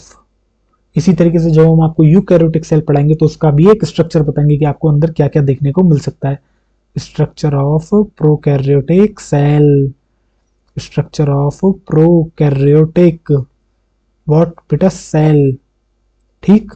चलो ये जो भी आपको दिखाए बेटा इसे कहते हैं हम स्ट्रक्चर ऑफ प्रोकैरियोटिक सेल। आओ अब हम आगे की तरफ बढ़ते हैं। तो बेटा अब जो है मैं आपको एक नोट डलवाने वाला हूं, और वो नोट क्या है। अब अब हम एक बेटा साइज के बारे में बात करते हैं। आपके मन में भी आया होगा जो सर प्रोकैरियोटिक सेल है, यूकैरियोटिक सेल है, इनका साइज क्या है। तो मैंने आपको जनरली भी दिखाया, इसके अंदर बेटा बैक्टीरिया आते हैं 3 to 5 माइक्रोमीटर आपको देखने को मिला, यानी कि साइज जो है उनका काफी स्मॉल है। जबकि बेटा एक जो यूकैरियोटिक सेल है उसका साइज जो है बड़ा होता है, जैसे कि नर्व सेल हो गई, काफी बड़ा साइज है बेटा आपको जो है देखने को मिलता है, यानी कि नर्व सेल हो गई या फिर कोई भी यूकैरियोटिक सेल हो गई जनरली बड़ी होती है। अगर मैं आपसे बात करता हूँ बेटा डिवाइड करके जो है मल्टीप्लाई कौन तेजी से करेगा, क्या वो छोटा साइज करेगा या बड़ा साइज करेगा, आप अपने मन से पूछिए।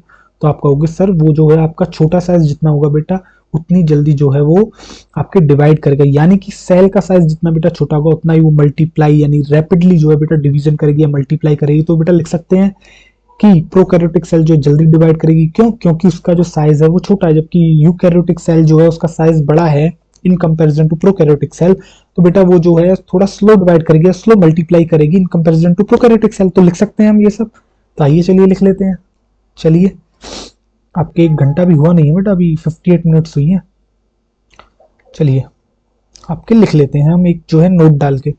नोट में बेटा आप लिखिए, चलिए नोट आपके यहाँ डाल लेते हैं, और नोट में आप डालेंगे व्हाट, आप नोट में डालेंगे ये, आप डालेंगे बेटा साइज। साइज किसका, साइज की हम बात कर रहे हैं आपके साइज की हम बात कर रहे हैं बेटा एक तो प्रोकैरियोटिक सेल और एक हम बात कर रहे हैं यूकैरियोटिक सेल के बारे में, ठीक। आइए चलिए साइज किसका बेटा, प्रोकैरियोटिक सेल का। साइज किसका, प्रोकैरियोटिक सेल का। और बेटा यहाँ साइज किसका, यहाँ साइज आपके यूकैरियोटिक सेल का, यूकैरियोटिक सेल का, यूकैरियोटिक सेल का। आइए चलिए क्या बेटा हम यहाँ लिख सकते हैं स्मॉलर इन साइज, स्मॉल, क्या हम लिख सकते हैं बेटा स्मॉल होती है ये साइज में, आपको कोई जी हाँ सर स्मॉल होती है।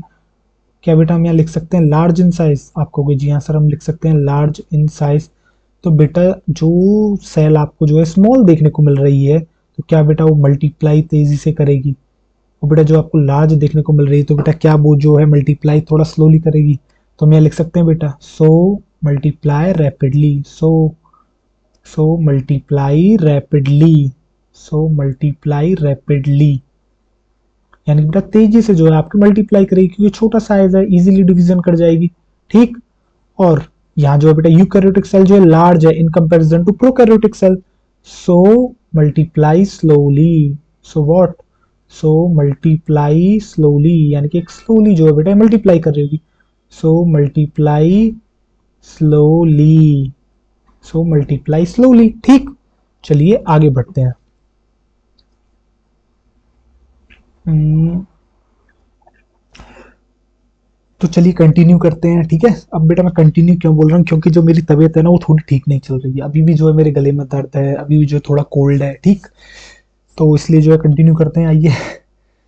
तो बेटा जिस तरीके से मैं जो है ब्रेक नहीं ले रहा हूँ पढ़ाने से, आपको भी जो है ब्रेक नहीं लेना है पढ़ने से। बेटा पढ़ते रहो बस, इसमें क्या है, आ जाओ चलो पढ़ाते हैं। अब हम बात करते हैं बेटा शेप्स के बारे में। शेप्स, अब जैसे कि मैंने आपको बताया बेटा, जो प्रोकैरियोटिक सेल है बेसिकली उसके अंदर जब हम प्रोकैरियोट्स की बात करते हैं तो किंगडम मोनेरा आता है, और जो बेटा किंगडम मोनेरा है ना उसके अंदर जो है सारे के सारे बैक्टीरिया ही भरे पड़े हैं। तो हम कह सकते हैं बेसिकली हम प्रोकैरियोट्स के अंदर बैक्टीरिया के बारे में ही बात कर रहे हैं। मैंने आपको काफी बार जो है दोहरा दिया है कि जो बैक्टीरिया है बेटा वो प्रोकैरियोट्स में आता है, तो हम बात कर रहे हैं बैक्टीरिया के बारे में। बेसिकली जो मैंने आपको अभी स्ट्रक्चर बताया वो भी हमने बैक्टीरिया के बारे में बताया है। फिर जीप फंबल कर रही है, रुको आओ। तो हम बेटा अगला टॉपिक आप डालोगे और वो है आपका क्या, वो है आपका बेटा शेप्स। शेप्स के बारे में हम बात कर सकते हैं। और शेप्स बेटा किसकी, शेप्स ऑफ बैक्टीरिया लिख सकता हूँ क्या मैं? आप कहोगे जी हाँ सर हम बात कर सकते हैं शेप्स ऑफ, अरे शेप्स इन नहीं यार, शेप्स ऑफ बैक्टीरिया। लिखिए शेप्स ऑफ बैक्टीरिया। अब हम बात करने वाले हैं बैक्टीरिया की शेप्स के बारे में। आइए चलिए, यानी कि बैक्टीरिया की जो कितनी तरह की जो आपको शेप्स देखने को मिलती हैं। बट वैसे तो बेटा बहुत सारी शेप्स आपको देखने को मिलती है, बट बेसिकली आपकी जो एनसीईआरटी बेटा वो 4 शेप्स के बारे में आपको, एनसीईआरटी मुझे नहीं लगता शायद हाँ दे रखा है। ठीक है, क्या कहते हैं आपके जो है आपको देखने को मिलती है बेटा, एक तो आपको जो है स्फेरिकल देखने को मिलती है, इसके अलावा आपको देखने को मिलती है बेटा रॉड शेप देखने को मिलती है, आपको कॉमा शेप देखने को मिलती है, आपको जो है स्पायरल शेप आपको देखने को मिलती है। ठीक है, तो चलो लिख लें धीरे धीरे करके, आ जाओ लिख लेते हैं, आ जाओ चलो आओ। तो बेटा लिखते हैं, आपकी जो बेटा सबसे पहली जो शेप आपको बेटा बैक्टीरिया में देखने को मिलती है वो देखने को मिलती है व्हाट, आपको देखने को मिलती है बेटा स्फेरिकल शेप। स्फेरिकल शेप आपको कुछ इस प्रकार की बेटा जो है शेप आपको देखने को मिलती है। इस स्फेरिकल शेप जो बेटा आपको दूसरी शेप देखने को मिलती है वो आपको देखने को मिलती है बैक्टीरियाज में रॉड शेप। तो बेटा आपने रॉड देखी होगी, ठीक, रॉड शेप जो है आपको देखने को मिलती है। तो बेटा क्या रॉड शेप हम ऐसी बना सकते हैं? आपको जी हाँ सर, रॉड शेप कुछ इस प्रकार की होती है। बेटा जो थर्ड आपको शेप देखने को मिलती है वो देखने को मिलती है कॉमा शेप। कॉमा शेप, जी हाँ, तो आपका जो बैक्टीरिया है वो कॉमा शेप भी हो सकता है, आपको देखने को मिलती है व्हाट, आपको देखने को मिलती है कॉमा शेप।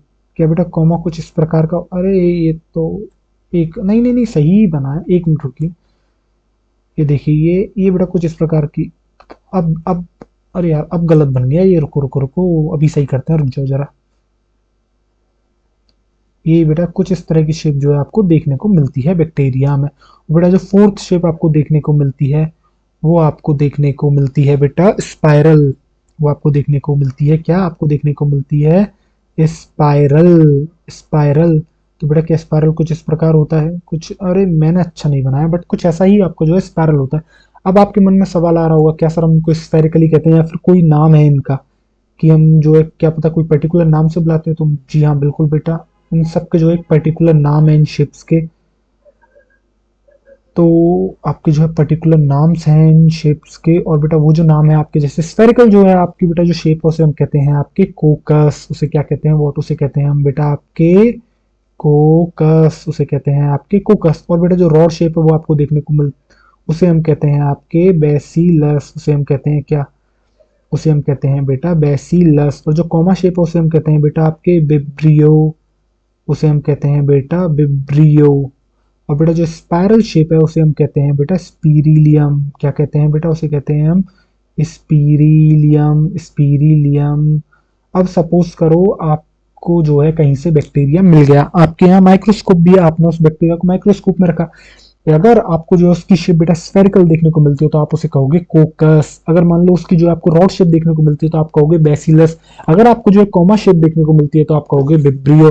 और अगर आपको जो है बेटा देखने को मिलती है स्पाइरल शेप तो आप कहोगे स्पीरिलियम। अब बेटा आपके मन में आ रहा होगा क्या सर जो कॉमन शेप क्या हो सकती है बैक्टीरिया की कोई, तो बेटा जो कॉमन शेप आपको जो बैक्टीरिया की देखने को मिलती है वो आपको देखने को मिलती है बेसिलस, यानी कि बेसिलस जो है बेटा मोस्ट कॉमन शेप है। अगर आपको जो कोई बैक्टीरिया देखने को मिल सकता है, अगर आप माइक्रोस्कोप में देखोगे तो मोस्ट ऑफ द चांसेस हैं बेटा वो जो है रॉड शेप का होगा, जिसे हम कहते हैं व्हाट, जिसे हम कहते हैं बेटा बेसिलस, जिसे हम कहते हैं बेटा आपके बेसिलस। ठीक, तो हम लिख सकते हैं मोस्ट कॉमन शेप। आपसे अगर सवाल पूछा जाए कि बेटा मोस्ट कॉमन शेप आपको बैक्टीरिया में या प्रोकैरियोटिक सेल में देखने को मिलती है क्या, आप कहोगे बेसिलस। तो बेटा लिख सकते हैं हम क्या यहाँ मोस्ट कॉमन शेप, आप कहोगे जी हाँ सर, हम यहाँ लिख सकते हैं most common shape, most common shape लिख सकते हैं बेटा यहाँ मोस्ट कॉमन शेप। आओ चलो अब हम थोड़ा आगे बढ़ते हैं, 1 मिनट रुकिएगा जरा, आइए चलिए आगे बढ़ते हैं।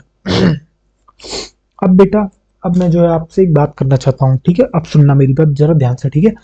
जो बेटा आपको प्रोकैरियोट्स हैं, तो ऐसा तो नहीं आपको जो एक सेल देखने को मिलेगा, आपको जो डिफरेंट डिफरेंट सेल्स देखने को मिलेंगी, बट बेटा वो क्या होगा, फंडामेंटली जितनी भी आपको प्रोकैरियोटिक सेल हैं वो सारी की सारी सेम ही होती हैं, बट उनके जो शेप्स और फंक्शंस है वो डिफरेंट होते हैं। मैंने आपको ये भी बता दिया अभी थोड़ी देर पहले कि जो बेटा फंक्शन होता है किसी सेल का वो डिपेंड कर रहा होता है शेप के ऊपर भी, कि उसकी शेप किस तरह की है, उसी तरीके से वो फंक्शन परफॉर्म कर रहा होगा। तो क्या बेटा हम ये लिख सकते हैं कि जितने भी आपको प्रोकैरियोट्स बेसिकली देखने को मिलते हैं वो फंडामेंटली जो है उनका जो ऑर्गेनाइजेशन होता है वो सिमिलर होता है। सिर्फ सिमिलर कैसे होता है बेटा, सिमिलर ऐसे होता है उनके अंदर जो आपको बेटा सेल मेम्ब्रेन देखने को मिलेगी, इसके अलावा बेटा आपको जो है वहाँ राइबोसोम देखने को मिल रहे होंगे।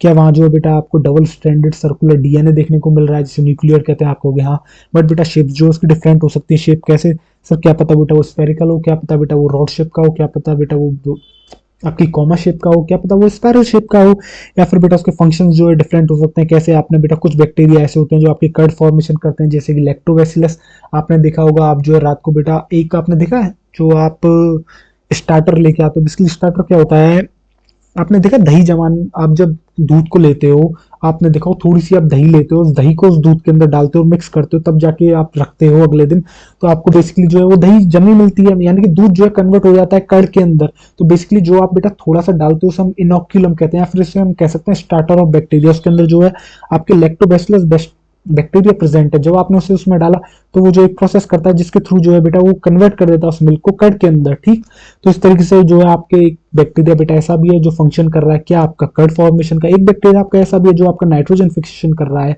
इसके अलावा आपका जो है बेटा एक बैक्टीरिया ऐसा भी है जो आपका जो है आपका डिकम्पोजिंग का काम कर रहा है। तो कह सकते हैं कि जो है बेटा बैक्टीरिया की जो शेप्स डिफरेंट होती है, उनका जो फंक्शन होता है वो डिफरेंट होता है, बट जो उनका जर्नल ऑर्गेनाइजेशन होता है वो सारी की सारी प्रोकैरियोटिक सेल या बैक्टीरिया का जो है बेटा वो सेम होता है। तो लिख सकते हैं ऐसा, आप कहोगे जी हाँ सर लिख सकते हैं। तो चलिए लिख लेते हैं, आइए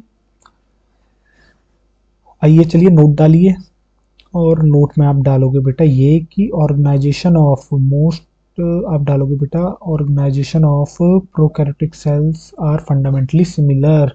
आप नोट में डालोगे क्या, आप नोट में डालोगे ऑर्गेनाइजेशन किसका बेटा, प्रोकैरियोटिक सेल का। Organisation of prokaryotic cell are fundamentally similar.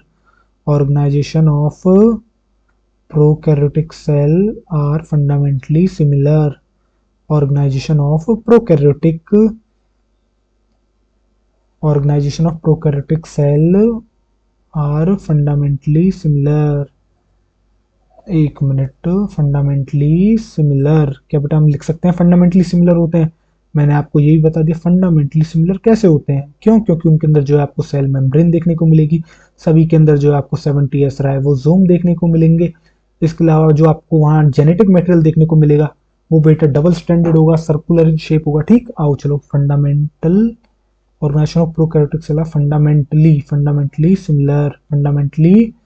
Similar but shape and functions very,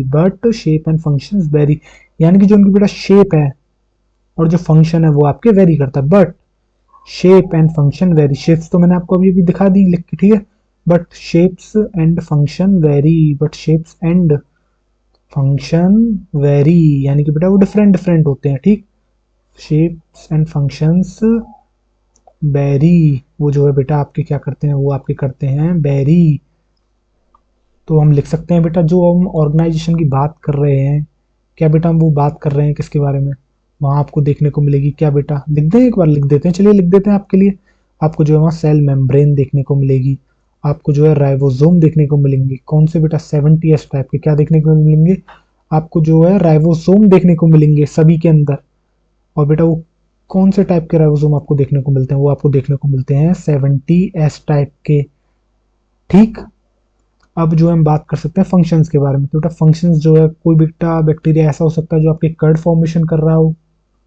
ठीक, एक बैक्टीरिया ऐसा हो सकता है जो बेटा नाइट्रोजन फिक्सेशन कर रहा हो। आइए लिख लेते हैं इस बात को भी, नाइट्रोजन फिक्सेशन कर रहा हो। और भी बेटा बथेरे काम हो सकते हैं बैक्टीरिया के, यानी कि फंक्शंस जो है डिफरेंट डिफरेंट परफॉर्म कर सकती है एक प्रोकैरियोटिक सेल या बैक्टीरिया। तो मैं उम्मीद करता हूँ आपको जो बेटा इतना समझ में आया होगा कि जो ऑर्गेनाइजेशन होता है किसी भी प्रोकैरियोटिक सेल का फंडामेंटली सिमिलर होता है। क्यों? क्योंकि इसके अंदर आपको जो बेटा सेल मेम्ब्रेन देखने को मिलती है, आपको राइबोसोम देखने को मिलता है। इसके अलावा जो है आपको आह, इसके अलावा जो है बेटा आपको जो है यहाँ डबल स्ट्रैंडेड सर्कुलर डीएनए देखने को मिलता है। बट जो उसकी शेप्स एंड फंक्शंस है वो वेरी करती हैं।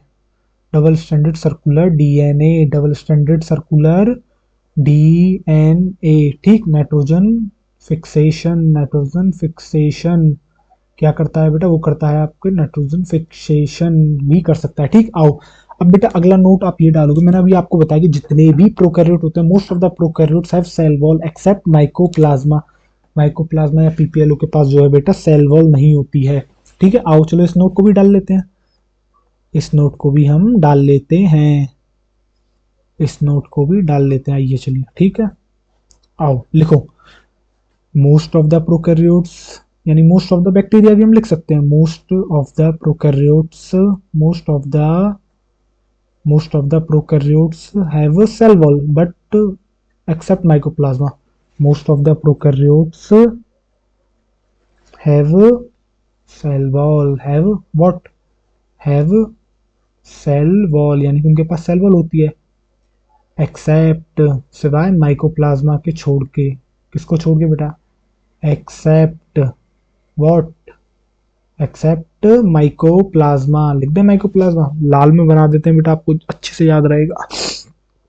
आओ, माइकोप्लाज्मा या पीपीएलओ दोनों ही जो है सेम थिंग है। ठीक, सेल वॉल इनके पास एब्सेंट होती है। माइकोप्लाज्मा किसको छोड़कर बेटा? माइकोप्लाज्मा किसको छोड़कर? आपके माइकोप्लाज्मा, यानी कि जितने भी मोस्ट ऑफ द प्रोकैरियोट्स हैं उनके पास बेटा आपको जो है सेल वॉल देखने को मिलेगी, बट माइकोप्लाज्मा में जो है सेल वॉल एब्सेंट होती है। ठीक, आइए तो ये आपको जो है बेटा लाइन देके वो पूछ सकते हैं स्टेटमेंट में कि क्या ये ट्रू है स्टेटमेंट या फॉल्स है। तो आप कहोगे सर ये स्टेटमेंट जो है आपके ट्रू है, यानी जितने भी प्रोकैरियोट्स होते हैं उनके पास सेल वॉल होती है, बट माइकोप्लाज्मा में सेल वॉल एब्सेंट होती है। ठीक है, आओ यहाँ लिख भी देते हैं सेल वॉल एब्सेंट। आप वैसे तो मतलब समझ गए होंगे, बट लिख देते हैं, कोई बात नहीं। Cell wall absent, cell wall absent.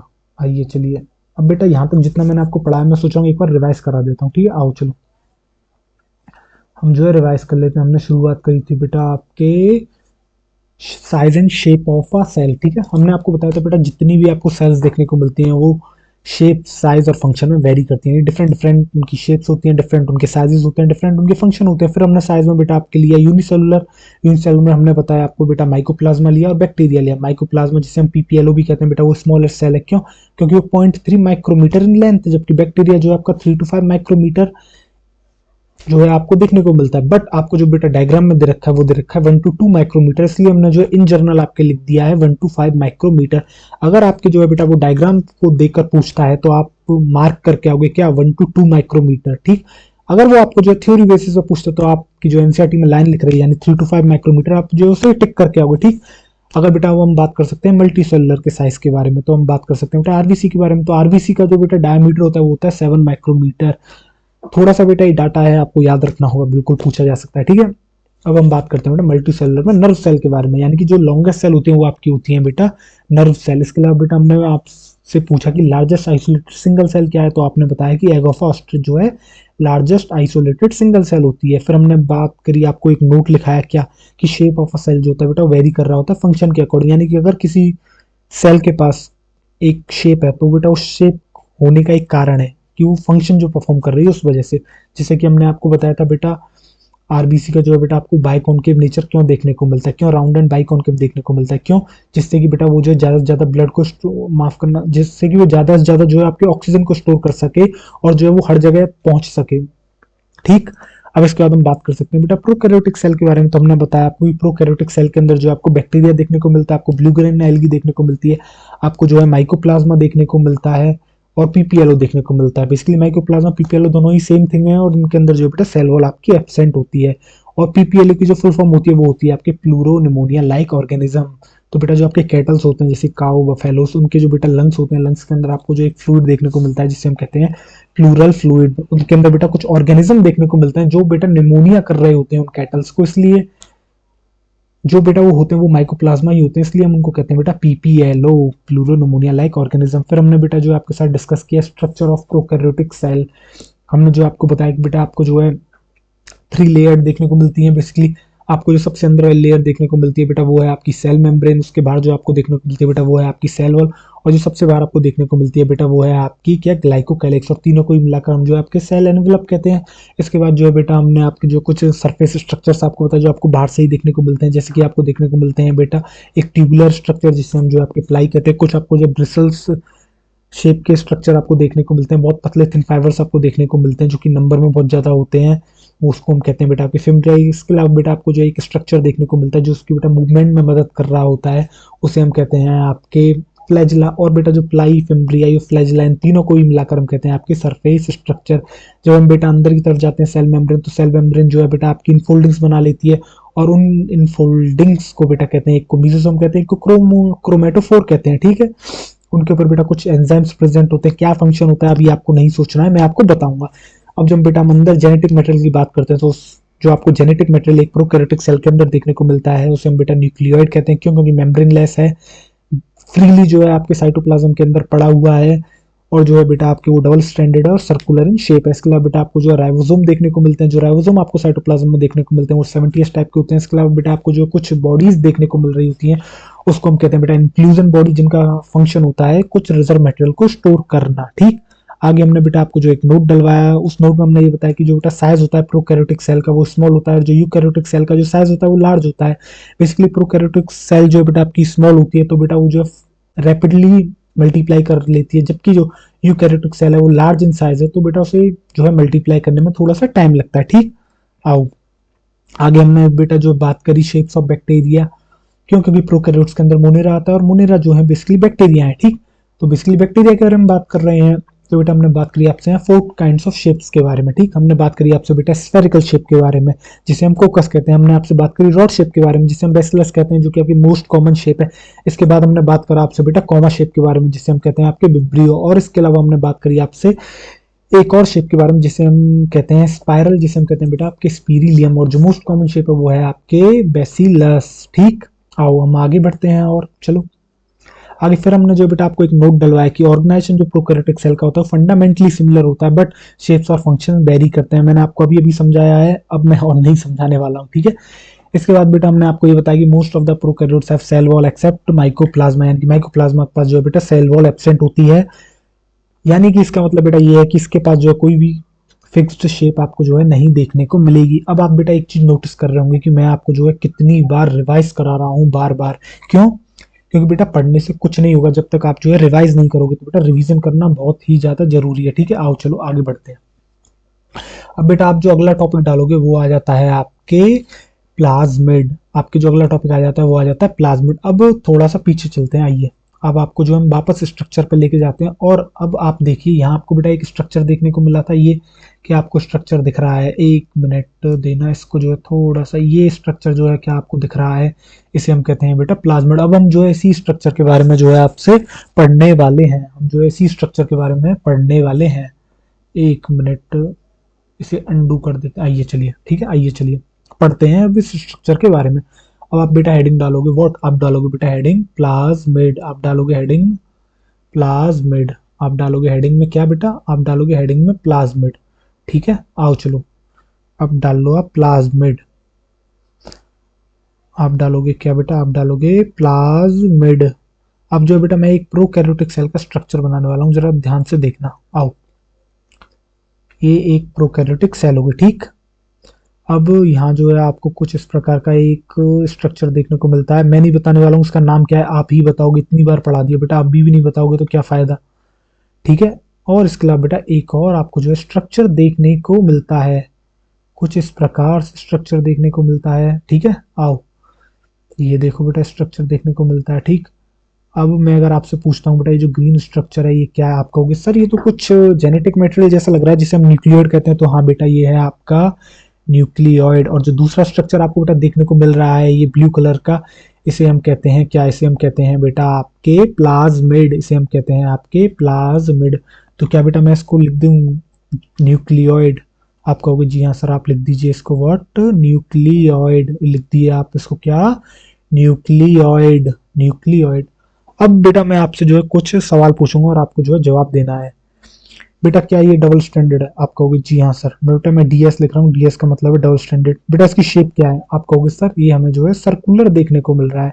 मैं कहूँगा ठीक है, ये जो है आपको सर्कुलर देखने को मिल रहा है। ठीक सर, ये जो आपका डबल स्टैंडर्ड है सर्कुलर है। और इसके अलावा क्या बेटा ये जो है आपको नेकेड देखने को मिल रहा है? क्या ये जो है नंगा है? नंगे का मतलब बेसिकली बेटा ये है कि इसके अराउंड जो है कोई भी मेम्ब्रेन प्रेजेंट नहीं है, ये फ्रीली आपके जो है साइटोप्लाज्म में पड़ा हुआ है। तो बेटा क्या मैं यहाँ लिख सकता हूँ कि ये जो है आपके नेकेड डीएनए है?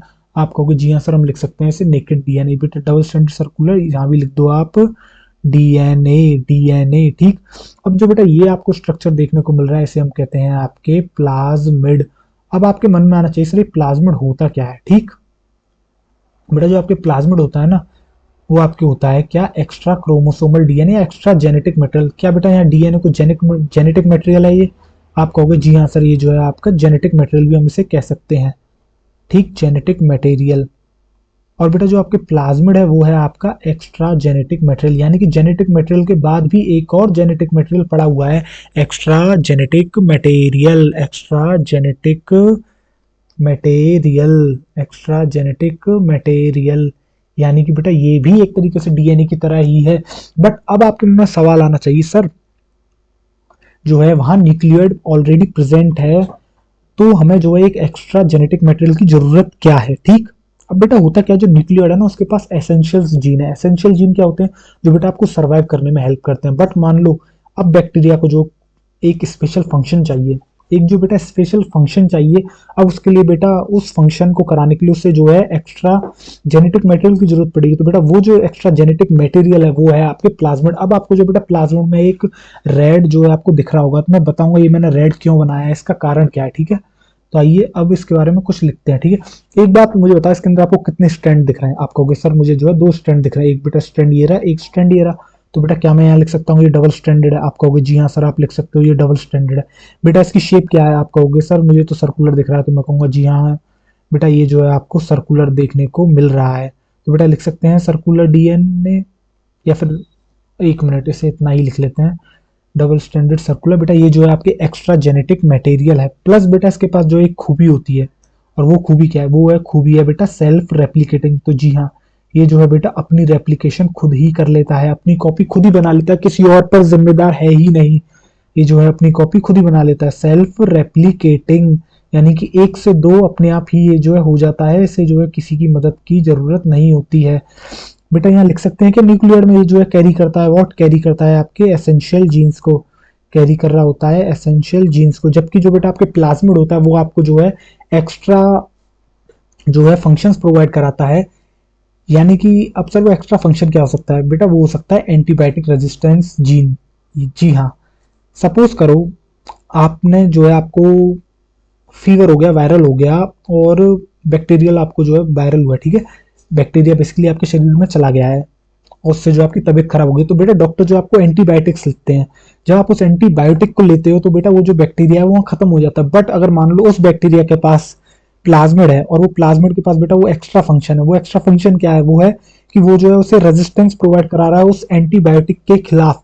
तो बेटा वो जो है वहां से नहीं जाएगा, यानी कि वो मरेगा नहीं वो बैक्टीरिया। ठीक है, तो यही जो है बेटा प्लाज्मिड का काम होता है। तो सर क्या सिर्फ और सिर्फ प्लाज्मिड जो है आपको जो है एंटीबायोटिक रेजिस्टेंस ही प्रोवाइड कराता है? तो मैं कहूँगा नहीं बेटा, सिर्फ एंटीबायोटिक रेजिस्टेंस नहीं प्रोवाइड कराता है, इसके अलावा जो है अलग अलग तरह के आपको जो है प्लाज्मिड देखने को मिलते हैं। हमारे टॉपिक में बेसिकली हमारे जो चैप्टर है बेटा प्लाज्मिड के बारे में इतना ही दे रखा है, तो हम जो आपको इतना ही पढ़ाएंगे, उससे ज्यादा हम आपको नहीं पढ़ाएंगे। हम चाहे तो बेटा प्लाज्मिड ही प्लाज्मिड जो है आपको 2 घंटे का पढ़ा सकते हैं, बट उसका कोई सेंस है नहीं। ठीक, तो सबसे पहले तो बेटा न्यूक्लियोइड के बारे में आप लिख लो, ये कैरी करता है आपके क्या, एसेंशियल जीन्स को। ये कैरी कर रहा होता है क्या, आपके एसेंशियल जीन्स को। ये कैरी करता है आपके क्या बेटा, एसेंशियल जीन्स को। ठीक, ये जो बेटा सेल्फ रेप्लिकेटिंग होता है प्लाज्मिड। इसके अलावा बेटा इसके पास जो है आपको क्या देखने को मिलते हैं, इसके पास बेटा आपको जो है प्लाज्मिड का जो डीएनए होता है बेटा, लिखो यहाँ जरा, अगले पेज पे लिखते हैं, मुझे नहीं लगता हम शायद यहाँ लिख पाएंगे।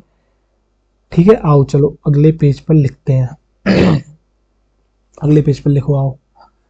जो बेटा प्लाज्मिड होता है, जो प्लाज्मिड का जो आपका बेटा डीएनए होता है, क्या जो आपका बेटा प्लाज्मिड का डीएनए होता है वो आपको प्रोवाइड करता है, वो बेटा प्रोवाइड कर रहा होता है बैक्टीरिया को, क्या वो प्रोवाइड करता है आपके बैक्टीरिया को यूनिक फिनोटिपिक कैरेक्टर। अब बेटा फिनोटिपिक क्या होता है, बेसिकली जो आपको एक्सटर्नल प्रेजेंस दिख रही है उसे फिनोटिपिक कैरेक्टर कहते हैं। जैसे कि आपकी आइस का कलर, अगर आप मेरी आइस का कलर देखोगे तो बेटा वो ब्लैक है, किसी आइस का कलर जो है ब्राउन हो सकता है, किसी की आइस का कलर जो है बेटा ब्लू हो सकता है। तो यानी कि जो कैरेक्टर आपको बाहर से दिखे जा सकते हैं उनको कहते हैं बेटा फिनोटिपिक कैरेक्टर, फिनोटिपिक कैरेक्टर। तो बेटा वो प्रोवाइड करता है आपके क्या, यूनिक फिनोटिपिक कैरेक्टर। और उन्हीं एक यूनिक फिनोटिपिक कैरेक्टर में से है antibiotic resistance gene. Unique phenotypic character, unique phenotypic character, unique phenotypic, unique phenotypic character, यानी कि बेटा यूनिक फिनोटिपिक कैरेक्टर जो है आपको प्रोवाइड करता है कौन, प्लाज्मिड। अब सर वो क्या हो सकते हैं बेटा, वो हो सकता है आपका for example antibiotic resistance gene. बेटा वो हो सकता है आपका क्या, antibiotic resistance, antibiotic resistance gene, antibiotic, antibiotic resistance gene, antibiotic resistance gene, antibiotic resistance gene. ठीक, अब जो है ये कर क्या रहा होगा, ये बेटा प्रोवाइड करता है क्या, ये प्रोवाइड करता है बैक्टीरिया को क्या, प्रोवाइड करता है resistance against, resistance against biotic antibiotic medium, provide resistance to bacteria, provide करता है क्या, एक मिनट यार, ये प्रोवाइड करता है आपके रेजिस्टेंस, क्या प्रोवाइड करता है ये आपको, प्रोवाइड आपको नहीं, बेसिकली बैक्टीरिया को जो है प्रोवाइड करता है क्या, प्रोवाइड रेजिस्टेंस टू बैक्टीरिया। ये प्रोवाइड कर रहा होता है आपके रेजिस्टेंस किसको बेटा, अरे यार ये आज लिखा क्यों नहीं जा रहा है, हो क्या रहा है, मुझे तो समझ ही नहीं आ रहा। Provide resistance to bacteria, provide करता है क्या बेटा, आपके रेजिस्टेंस प्रोवाइड करता है किसको, ये प्रोवाइड करता है रेजिस्टेंस आपके बैक्टीरिया को against, against antibiotic medium, against antibiotic medium, against antibiotic medium, against antibiotic medium. अब जो है मैं आपको ये समझाऊंगा किस तरीके से क्या है। अब तो देखना बेसिकली होता क्या है, एक हम लेते हैं, एक सपोज करो बेटा ये जो है आपने एक प्लेट ली, ठीक, अब इस पर क्या है बेटा, बैक्टीरिया प्रेजेंट है, एक बैक्टीरियल सेल बना लेते हैं आओ, ये है बेटा बैक्टीरियल सेल, ठीक। अब इसके अंदर क्या है बेटा, प्रेजेंट है आपका व्हाट, आपका प्रेजेंट है प्लाज्मिड। आपको यहाँ देखने को मिलता है क्या, प्लाज्मिड, आपको जो है यहाँ देखने को मिल रहा है, प्लाज्मिड देखने को मिल रहा है, ठीक। अब प्लाज्मिड के क्या पास क्या प्रेजेंट है बेटा, प्लाज्मिड के पास ये जो आपको रेड रेड दिख रहा है, रेड रेड दिख रहा है, ये है बेटा एंटीबायोटिक रेजिस्टेंस जीन। अब आपने क्या करा, आपने जो है बेटा यहाँ प्रोवाइड कर दिया मीडियम किसका बेटा, एंटीबायोटिक आपने जो है डाल दिया। आपने क्या डाल दिया, आपने डाल दिया एंटीबायोटिक आपने डाल दी। अब मान लो यहाँ आपने जो है एंटीबायोटिक डाल दी। अब बेटा होगा क्या, यहाँ एंटीबायोटिक डालने के बाद भी जो है ये बैक्टीरिया एंटीबायोटिक में सर्वाइव कर जाएगा, क्यों, क्योंकि इसके पास प्रेजेंट है एक एंटीबायोटिक जीन जो बेसिकली प्लाज्मिड ने इसे प्रोवाइड करा है। यानी कि हम कह सकते हैं ना जो प्लाज्मिड है बेटा वो आपके जो है एक्स्ट्रा जो है फीचर्स प्रोवाइड कराने का जो है काम कर रहा है, ठीक। इसके अलावा बेटा आप एक नोट डालोगे, ये जो प्लाज्मिड होता है ना बेटा, ये प्लाज्मिड आपकी मदद करता है ट्रांसफॉर्मेशन ऑफ फॉरेन बैक्टीरिया में। हाँ, ये हम आपको जो है बायोटेक में पढ़ाएंगे। जब आप बेटा बायोटेक में देखोगे ना, आप देखोगे कि जो बेटा प्लाज्मिड है उसका हम कुछ हिस्सा लेंगे और उसे थोड़ा काटेंगे, और उसे जो है काटने के बाद उसके साथ जो एक फॉरेन डीएनए जो हमें बेसिकली एक फीचर किसी के अंदर जो है ट्रांसफर करना है, उसके लिए जो है बेटा जो पीस ऑफ डीएनए हमें जरूरत है उसको हम जो है उसके साथ जोड़ के जो है हम ट्रांसफॉर्मेशन करा देंगे, ठीक है। तो प्लाज्मिड जो है उसके अंदर मदद करता है। आप अभी सिर्फ इतना ही डाल लो, आगे जब हम आपको जो है बेटा बायोटेक पढ़ाएंगे तब हम जो है इसे टोटली एक्सप्लेन करेंगे, ठीक। आ जाओ चलो, नोट में आप डालोगे, नोट में आप डालोगे बेटा प्लाज्मिड जो आपके हेल्प करता है in transformation of foreign DNA. Plasmid क्या करता है बेटा, plasmid helps in, plasmid helps in transformation of DNA, यानी कि प्लाज्मिड जो है आपके हेल्प कर रहा है ट्रांसफॉर्मेशन ऑफ फॉरेन डीएनए की। ठीक, अभी आप जो है बेटा इस लाइन को संभाल के अपने पास रख लेंगे, जब हम आपको बायोटेक पढ़ाएंगे तभी हम जो है आपको समझा देंगे। ठीक, ट्रांसफॉर्मेशन ऑफ फॉरेन डीएनए आपकी मदद करता है किसमें बेटा, ट्रांसफॉर्मेशन ऑफ फॉरेन डीएनए। ठीक, आ जाओ चलो। अब बेटा जो है अब आप एक और नोट डालोगे, और बेटा वो नोट क्या है मैंने आपको बेसिकली पहले ही बता दिया है। आपने एक चीज देखा होगा कि बेसिकली जितनी भी यूकेरियोट्स में बेटा जो सेल ऑर्गेनेलीज आपको देखने को मिलती है, जैसे ईआर हो गई, माइटोकॉन्ड्रिया हो गई, लाइसोसोम हो गई, ऐसा कुछ आपने जो अभी प्रोकैरियोटिक सेल का स्ट्रक्चर देखा, आपको ऐसा वहां कुछ भी जो है देखने को नहीं मिला। बट आपको जो दोनों में एक सेम चीज देखने को मिली, और बेटा वो थी आपके राइबोसोम, यानी कि सिर्फ एक राइबोसोम ही ऐसी ऑर्गेनली है यूकैरियोट की जो जो आपको प्रोकैरियोट्स में भी देखने को मिलती है। बट वो टाइप बेटा उसका जो अलग देखने को मिलता है। आपको जो प्रोकैरियोट्स में देखने को मिलता है वो आपको 70s देखने को मिलता है, जबकि आपको जो है बेटा क्या कहते हैं, जबकि आपको जो यूकैरियोटिक सेल के अंदर जो क्या कहते हैं राइबोसोम है वो आपको देखने को मिलते हैं 80s के। ठीक है, तो ये नोट डाल लेते हैं, आ जाओ चलो। अब डाल लोगे आप एक और नोट, एक मिनट, आप डाल लोगे बेटा एक और नोट, आ जाओ। नोट में सर क्या डालोगे, नोट में आप डालोगे बेटा एनसीईआरटी की लाइन, जो एनसीईआरटी बेटा एक लाइन जो आपसे ये कहती है कि no organelles like the ones in eukaryote, no organelles, no organelles क्या है बेटा, वो है आपकी लाइन है no organelles, no organelles like the ones, no organelles like the ones in eukaryote, like the ones in eukaryote, like the ones in। एक minute यार, वापस से लिखते हैं, एक मिनट दो यार, ये अच्छे से राइटिंग नहीं आ रही, दिखेगा नहीं आपको अच्छे से, रुको। No organelles, no organelles, no organelles like the ones, like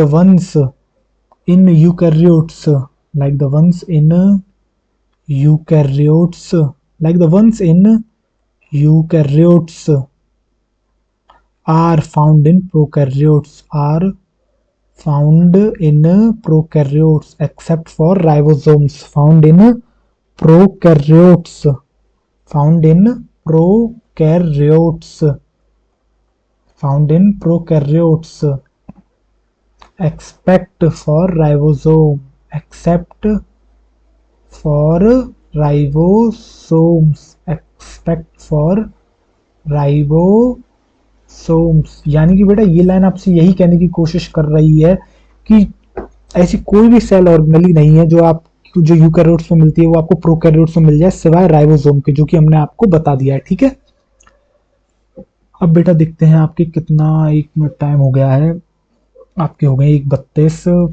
1 घंटा 32 मिनट। तो बेटा बेसिकली हो क्या रहा है, मेरी जो है तबीयत इतनी अच्छी नहीं है, आपने देखा होगा इतनी जो है एनर्जी मेरी ठीक नहीं रही। बीच में जो बेटा मैंने ब्रेक भी लिया था 20 मिनट का, उसके बाद से आपने देखा होगा इतना अच्छे से मैं जो है पढ़ा भी नहीं पा रहा हूँ थोड़ा सा, तो जो है तबीयत यार ठीक नहीं है। तो मुझे लगता है हम इस लेक्चर को जो है ज़्यादा आगे कंटिन्यू नहीं कर पाएंगे, इतना ही कर पाते हैं। आगे हम जो है इसकी बेटा एनसीईआरटी पढ़ लेते हैं इससे रिलेटेड। ठीक है, आ जाओ चलो एनसीईआरटी पढ़ लेते हैं। अब जितना हमने बेटा आपको पढ़ाया उतनी एनसीईआरटी हम जो है पढ़ लेते हैं। तबीयत बेटा अभी इतनी सही है नहीं, तो थोड़ा सा मुझे लगता है समय लगेगा 2-3 दिन का रिकवर करने में, बट लेक्चर बेटा आते रहेंगे। थोड़ी एनर्जी अभी डाउन है, बट कोई ना बेटा हम भी कम बैक करेंगे। आ जाओ चलो, हाँ आ जाओ एनसीईआरटी बेटा यहाँ से पढ़ना हम आपकी चालू करते हैं। आओ बेटा, जो सेल्स होती हैं वो डिफर करती हैं ग्रेटली इन साइज में, शेप में और एक्टिविटीज में, यानी कि एक्टिविटीज यानी फंक्शंस बेटा। ठीक, for example mycoplasma the smallest cell, जो बेटा माइकोप्लाज्मा होते हैं वो आपको स्मॉलेस्ट सेल है, are only 0.3 micrometre in length, जबकि वाइल बैक्टीरिया, जबकि बैक्टीरिया जो है आपको देखने को मिलते हैं कुड बी 3 to 5 माइक्रोमीटर। बेटा मैं इसी की बात कर रहा था, लाइन तो कह रही है 3 से 5 माइक्रोमीटर का साइज होता है बैक्टीरिया का, बट जबकि जो डायग्राम है वो 1 to 2 माइक्रोमीटर कह रहा है, तो बेसिकली हम कह सकते हैं कि 1 to 5 माइक्रोमीटर जो है आपको देखने को मिलते हैं। ठीक है, the largest isolated single cell is the egg of an ostrich, यानी कि अगर आपसे पूछा जाए कि लार्जेस्ट आइसोलेटेड सिंगल सेल क्या है, तो आप कहोगे बेटा वो है आपके egg of a ostrich. Among multicellular organism, यानी कि अब तक हमने बेटा यूनिसेलुलर की बात करी। Among multicellular organisms human blood cells या RBCs are about 7 micrometre in diameter, ठीक। Nerve cells are some of the longest cells, यानी कि नर्व सेल्स जो है वो आपकी लॉन्गेस्ट सेल्स हैं। Cells also vary greatly in shape, जो बेटा शेप्स में भी जो है वो ग्रेटली वेरी कर रही होती हैं। दे मे बी डिस्क लाइक, अरे यार ये लाइन तो हम नहीं पढ़ाई आपको यार। कॉलमनार, क्यूबॉइडल, थ्रेड लाइक और even irregular. The shape of the cell may vary with the function they perform. तो बेटा देखो हमारी भी एक लाइन रह गई, हम आपको जो है ये बताना भूल गए कि जो इसकी बेटा शेप्स भी जो है वो वेरी करती हैं। आ जाओ चलो ये लिख लेते हैं। तो आपको जो है बेटा disc like, polygonal, columnar, cuboid और थ्रेड लाइक और इरेगुलर शेप्स जो है आपको देखने को मिलती हैं। रुको जरा, आओ एक मिनट देना, रुको अभी हम चलते हैं वहाँ आपके शेप्स एंड साइज। बेटा इसको जो है एक और बार हम जो है आपके करते हैं क्या, एक न्यू स्लाइड का फॉर्मेशन। एक मिनट दो जरा, रुको। देन आ जाओ, ठीक है। अब हम जो है यहाँ basically shapes of ah cells लिख लेते हैं। एक मिनट देना जरा, रुकना, आ जाओ। यही समस्या होती है बेटा, जब आपकी तबीयत खराब होती है ना तो थोड़ी बहुत चीज़ आपके माइंड से जो स्लिप कर जाती हैं। रुको अभी हम लिख देते हैं, आ जाओ चलो।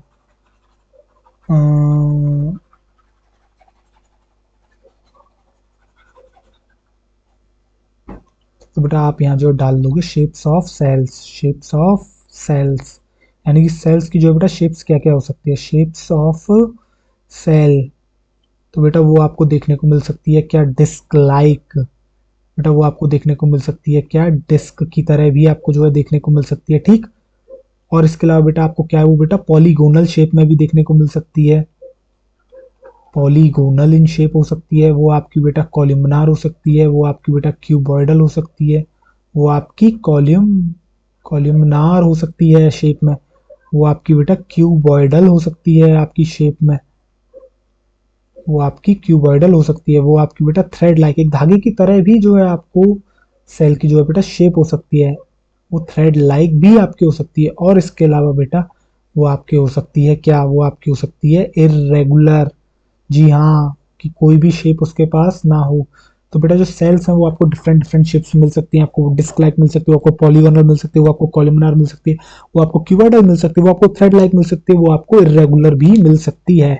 आ जाओ चलो हम वापस कंटिन्यू करते हैं एनसीईआरटी को। अब सोचो बेटा एक टीचर जो पढ़ाता है उसे अच्छे से याद होती है ये चीजें पढ़ानी, फिर भी उसके माइंड से जो स्लिप कर जाती है, तो आपके माइंड से स्लिप करना भी बेटा बहुत आसान है, इसलिए मैं कहता हूँ रिवीजन करते रहा करो, ठीक है। आ जाओ चलो, तो बेटा हमने जो आपको यहाँ तक पढ़ा दिया था, इसके अलावा हमने जो बेटा आपको ये भी एनसीईआरटी डायग्राम्स भी आपको जो है एक्सप्लेन कर दिए थे। आ जाओ आगे हम पढ़ते हैं बेटा आपके प्रोकैरियोटिक सेल के बारे में, ठीक। The prokaryotic cells are represented by, the prokaryotic cell किससे रिप्रेजेंट करी जाती हैं, बैक्टीरिया से, ब्लू ग्रीन एल्गी से, माइकोप्लाज्मा से एंड पीपीएलओ जिसे हम कहते हैं प्लूरोनमोनिया लाइक ऑर्गेनिज्म। तो बेटा दोनों ही जो है सेम होते हैं, माइकोप्लाज्मा पीपीएलओ, सेल वॉल इनके पास एब्सेंट होते हैं, ठीक है। They are generally smaller and multiply more rapidly than the eukaryotic cells। तो बेटा हमने भी आपको ये लाइन लिखवा दी है कि जो है बेटा साइज जो होता है यूकैरियोटिक सेल का जो है बेटा बेसिकली क्या होता है, लार्ज होता है, ठीक है। तो लार्ज होता है तो वो जो है इतनी तेजी से डिवाइड नहीं कर पाते हैं as compare to prokaryotic cell, क्यों, क्योंकि उनका साइज भी स्मॉल है और जो है वो बेटा मल्टीप्लाई भी रैपिडली कर लेते हैं, ठीक है। They may vary greatly in shape and size, बेटा शेप एंड साइज में भी वो जो है वेरी कर सकते हैं। The four basic shapes of bacteria are bacillus जिसे हम बेटा रॉड लाइक कहते हैं, कोकस जिसे हम स्फेरिकल कहते हैं, विब्रियो यानी कि कॉमा शेप भी हो सकती है, एंड स्पिरिलियम यानी कि बेटा स्पाइरल भी जो है वो हो सकती है। The organization of the prokaryotic cell is fundamentally similar, याद करो हमने बताया था फंडामेंटली सिमिलर है, आपको सेल मेम्ब्रेन देखने को मिलेगी, आपको राइबोसोम 70s टाइप के देखने को मिलेंगे। इसके अलावा बेटा आपको जो है न्यूक्लियर देखने को मिला जो कि डबल स्टैंडर्ड सर्कुलर है, ठीक।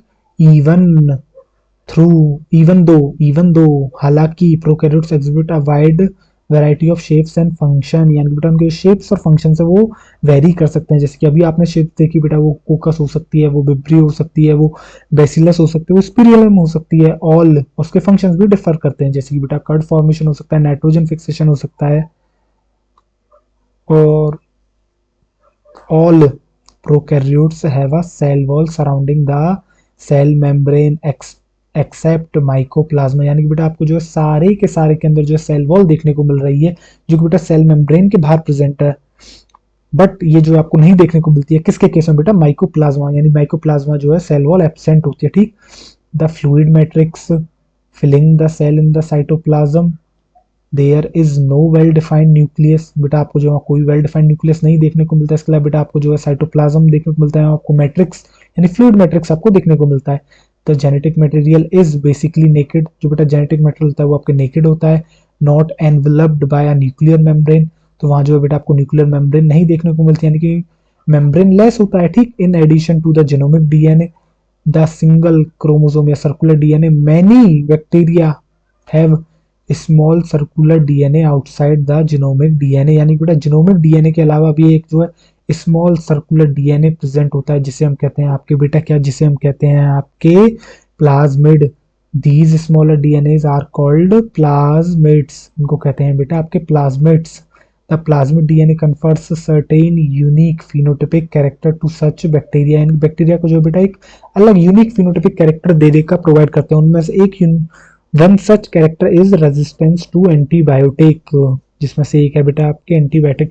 इन higher classes you will learn, हम जो है बेटा पता करेंगे that this plasmid DNA is used to monitor bacterial transformation with foreign DNA. ये भी लाइन बेटा हमने जो है आपको लिखवा दी है, जो कि हम बेटा आपको बायोटेक में पढ़ाएंगे, ठीक। Nuclear membrane is found in eukaryotes, ये बेटा हमें पता है कि न्यूक्लियर मेम्ब्रेन वहां देखने को मिलती है, ठीक।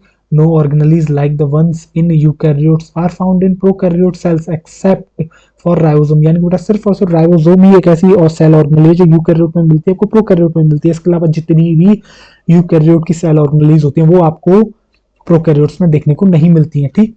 Prokaryotes have something unique in form of inclusions, inclusions की फॉर्म में भी आपको देखने को मिलता है। बेसिकली बेटा ये बात कर रहा है आपके इंक्लूजन बॉडीज के बारे में, इंक्लूजन बॉडीज के बारे में जो है आपसे बात कर रहा है, ठीक। स्पेशलाइज बेटा हमने जो आपको यहीं पे पढ़ाया, इसके आगे नहीं पढ़ाया है, तो हम जो है आगे नहीं पढ़ाएंगे, ठीक। आ जाओ चलो देखते हैं कुछ क्वेश्चंस हम कर पाते हैं। कुछ क्वेश्चंस मैं जो है आपके लिए लेके आया हूँ और मुझे उम्मीद है आप उन क्वेश्चंस को कर लोगे। आ जाओ चलो, ठीक है, आ जाओ चलो शुरू करते हैं। अब बेटा ये क्वेश्चन क्या कर रहा है, ये क्वेश्चन कह रहा है double membrane bound cell organelles are, तो बेटा कौन कौन सी होती हैं, तो बेटा हमने आपको जो तीन बताया, न्यूक्लियस होता है, आपको जी हाँ सर होता है। क्या माइटोकॉन्ड्रिया होता है, आपको बिल्कुल होता है। क्या क्लोरोप्लास्ट होता है, आपको बिल्कुल होता है। तो बेटा ऑल ऑफ द एबव जो है इसका आपका आंसर हो जाएगा, ठीक। आगे हम बढ़ते हैं। लार्जेस्ट आइसोलेटेड सिंगल सेल बेटा क्या आरबीसी है, नहीं, ये तो 7 माइक्रोमीटर होती है। माइकोप्लाज्मा स्मॉलेस्ट सेल है, एगोफॉस्फेट, जी हाँ सर एगोफॉस्फेट जो है आपकी लार्जेस्ट आइसोलेटेड सिंगल सेल है। आगे बढ़ते हैं। तो बेटा जितने भी मैं आपको क्वेश्चंस करा रहा हूँ आपको पहले खुद पॉज करना है और जो है सॉल्व करना है, उसके बाद जो है आपको आगे बढ़ना है, ठीक। Genetic material of a prokaryote is called, यानी बेटा जो जेनेटिक मटेरियल होता है प्रोकैरियोट में, क्रोमोसोमल डीएनए होता है, उसे क्या कहते हैं, प्लाज्मिड कहते हैं, नहीं ये तो एक्स्ट्रा होता है। मेसोसोम कहते हैं, नहीं। न्यूक्लियोइड, हाँ सर उसे हम कहते हैं आपके न्यूक्लियोइड। आ जाओ आगे बढ़ते हैं हम, एक मिनट, आ जाओ। 70s ribosome found in, 70s ribosome आपको कहाँ देखने को मिलते हैं, क्या माइटोकॉन्ड्रिया में देखने को मिलते हैं। बेटा याद करो राइबोसोम दो तरह के होते हैं, 70s और 80s। अब आपके जो सेल ऑर्गेनलीज में देखने को मिलते हैं, किसमें बेटा माइटोकॉन्ड्रिया में देखने को मिलते हैं। क्या 70s देखने को मिलते हैं, हाँ मिलते हैं। क्लोरोप्लास्ट में मिलते हैं, बिल्कुल मिलते हैं। 70s देखने को मिलते हैं, बिल्कुल मिलते हैं। प्रोकैरियोटिक सेल में देखने को मिलते हैं, बिल्कुल मिलते हैं। तो बेटा इसका आंसर होगा आपके all of the above, all of the above. आगे आते हैं बेटा, सेलेक्ट द करेक्ट स्टेटमेंट, ठीक। Nucleus is dense double membrane bound structure, क्या बेटा न्यूक्लियस जो है आपका डेंस और डबल मेम्ब्रेन बाउंड स्ट्रक्चर होता है, तो आप कहोगे जी हाँ सर ये लाइन स्टेटमेंट सही है। Ribosome is membraneless cell organelle, क्या राइबोसोम जो है मेम्ब्रेनलेस सेल ऑर्गेनली है, तो आप कहोगे जी हाँ सर। ये जो फ्रीली साइटोप्लाज्म में आपको देखने को मिलती है, माइकोप्लाज्मास आर 0.3 माइक्रोमीटर इन लेंथ, तो बेटा ये स्टेटमेंट भी आपका सही है। तो क्या हम लिख सकते हैं बेटा ऑल आर करेक्ट, आप कहोगे जी हाँ सर हम लिख सकते हैं ऑल आर करेक्ट। बेटा अगला भी जो आपका सेलेक्ट करेक्ट स्टेटमेंट है वो है क्या है, plants delimiting layer is cell membrane, क्या प्लांट की जो बेटा डीलिमिटिंग लेयर होती है वो सेल मेम्ब्रेन होती है। बेटा डीलिमिटिंग लेयर का मतलब होता है आपकी आउटर लेयर, डीलिमिटिंग का मतलब होता है बेटा आपकी आउटर लेयर। तो क्या बेटा आउटर लेयर प्लाज जो आपकी प्लांट्स में मिलती है वो सेल मेम्ब्रेन है, नहीं बेटा। याद करो हमने अनियन पील ली थी, उसके अंदर देखा था वो आपको सेल वॉल देखने को मिलती है, ठीक। Animals outer layer is cell wall, नहीं, आपको जो है सेल मेम्ब्रेन देखने को मिलती है। Nerve cells are longest cells, क्या बेटा लॉन्गेस्ट सेल्स होती हैं, तो आपको भी जी हाँ सर नर्व सेल्स जो होती हैं वो आपकी लॉन्गेस्ट सेल्स होती हैं, तो आपका ये स्टेटमेंट सही हो जाएगा। आगे बेटा आता है organelle found in both prokaryote as well as in eukaryote, यानी कि बेटा दोनों में ही मिलती है। अभी अभी हमने आपको पढ़ा कि माइटोकॉन्ड्रिया होती है, नहीं, सिर्फ यूकैरियोट में देखने को मिलती है। क्लोरोप्लास्ट यूकैरियोट में देखने को मिलती है, प्लांट्स में देखने को मिलती है। राइबोसोम, राइबोसोम जो है, जी हाँ सर, राइबोसोम जो है आपको दोनों में ही देखने को मिलते हैं। प्लाज्मिड नहीं बेटा, प्लाज्मिड सिर्फ और सिर्फ आपको प्रोकैरियोट में देखने को मिलते हैं, यूकैरियोट में नहीं देखने को मिलते हैं। साइटोप्लाज्म, अब बेटा हम आते हैं आपके असर्शन रीजन पे, ठीक। असर्शन आपका बेटा ये कह रहा है कि साइटोप्लाज्म कंटेन करता है सेमी फ्लूइड मैट्रिक्स, तो आप कहोगे सर ये जो है आपके ट्रू है, ठीक। और जो बेटा आपके cell organelles are present in cytoplasm, तो बेटा ये भी आपके स्टेटमेंट ट्रू है। अब बेटा इसका मतलब समझो, असर्शन रीजन का मतलब होता क्या है बेसिकली। असर्शन बेटा आपको यहाँ दे रखा है cytoplasm contain semi fluid matrix, यानी कि बेटा ये लाइन आपसे ये कहने की कोशिश कर रही है कि जो साइटोप्लाज्म है वो सेमी फ्लूइड मैट्रिक्स है, यानी कि टोटली ना ही लिक्विड है ना ही सॉलिड है, यानी कि दोनों ही पार्ट जो प्रेजेंट है सॉलिड प्लस लिक्विड। अब इसका वो रीजन क्या दे रहा है, वो ये दे रहा है कि जो सेल ऑर्गेनेलीज है वो प्रेजेंट होती है साइटोप्लाज्म में। तो बेटा इसका मतलब बिल्कुल सही है, क्यों, क्योंकि उसने बता दिया आपको फ्लूइड तो है ही है, इसके अलावा वहां जो है आपको देखने को मिलती है सॉलिड स्ट्रक्चर्स, वो क्या होते हैं आपके सेल ऑर्गेनेलीज। तो हम इस केस में कह सकते हैं बेटा आपके जो है आपके असर्शन भी सही है और आपका रीजन भी जो है आपका सही है, ठीक। चलो आगे बढ़ते हैं और अगले में बढ़ते हैं। आपका बेटा असर्शन कह रहा है cell has different types of shape, क्या बेटा सेल जो है डिफरेंट टाइप्स ऑफ शेप होती है, आपको कहोगे ट्रू है सर, बिल्कुल सही है स्टेटमेंट। क्या सेल परफॉर्म्स, और बेटा इसका रीजन क्या दे रहा है, सेल परफॉर्म्स वेरियस फंक्शंस, यानी कि बेटा जो सेल है वो वेरियस फंक्शंस परफॉर्म करती है, यानी कि बेटा एक तरीके से हमारा असर्शन क्या कह रहा है, असर्शन हमसे ये कह रहा है कि जो सेल होती है वो डिफरेंट टाइप्स ऑफ शेप्स मिलती हैं सेल के अंदर। आप कहोगे जी हाँ, क्या उसका कारण ये होता है कि सेल परफॉर्म करती है वेरियस फंक्शंस, हाँ सर, उसका एक कारण ये भी होता है। तो बेटा इसका मतलब ये है कि आपका जो असर्शन और रीजन दोनों ही सही है, और जो आपका रीजन है वही जो है करेक्ट एक्सप्लेनेशन है आपके असर्शन का, ठीक। आ जाओ, nerve cells are the longest cells, ठीक बेटा ये भी आपका ट्रू है स्टेटमेंट। रीजन ये है कि आपके so they can transmit signal effectively, तो बेटा बिल्कुल सही है, यानी कि आपका असर्शन भी ट्रू है और आपका रीजन भी जो है ट्रू है, ठीक। तो बेटा इतने ही क्वेश्चंस जो है हम आपके लिए लेके आए हैं, और मुझे उम्मीद है आपने सारे जो है रोक के सॉल्व करे होंगे।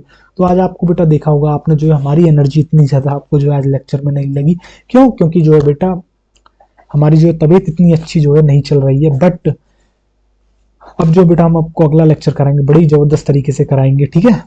तो आ जाओ, चलो आज का हम जो है आपको ज्ञान दे देते हैं। बेटा ज्ञान क्या है, वो ये है कि do it now sometimes letter becomes never, तो बेटा जो भी आपको करना है वो अभी के अभी करना है। कभी जब जब हम बेटा समय का इंतजार करते हैं, हम सोचते हैं कि आज नहीं कल कर लेंगे परसों कर लेंगे, तो बेटा इंतजार मत करो, जो करना है अभी करना है। यानी कि बेटा पढ़ाई आज से ही चालू कर दो, अगर अभी भी आप जो है सीरियसली नहीं ले रहे हो तो बेटा पढ़ना जो है आप शुरू कर दो, ठीक है।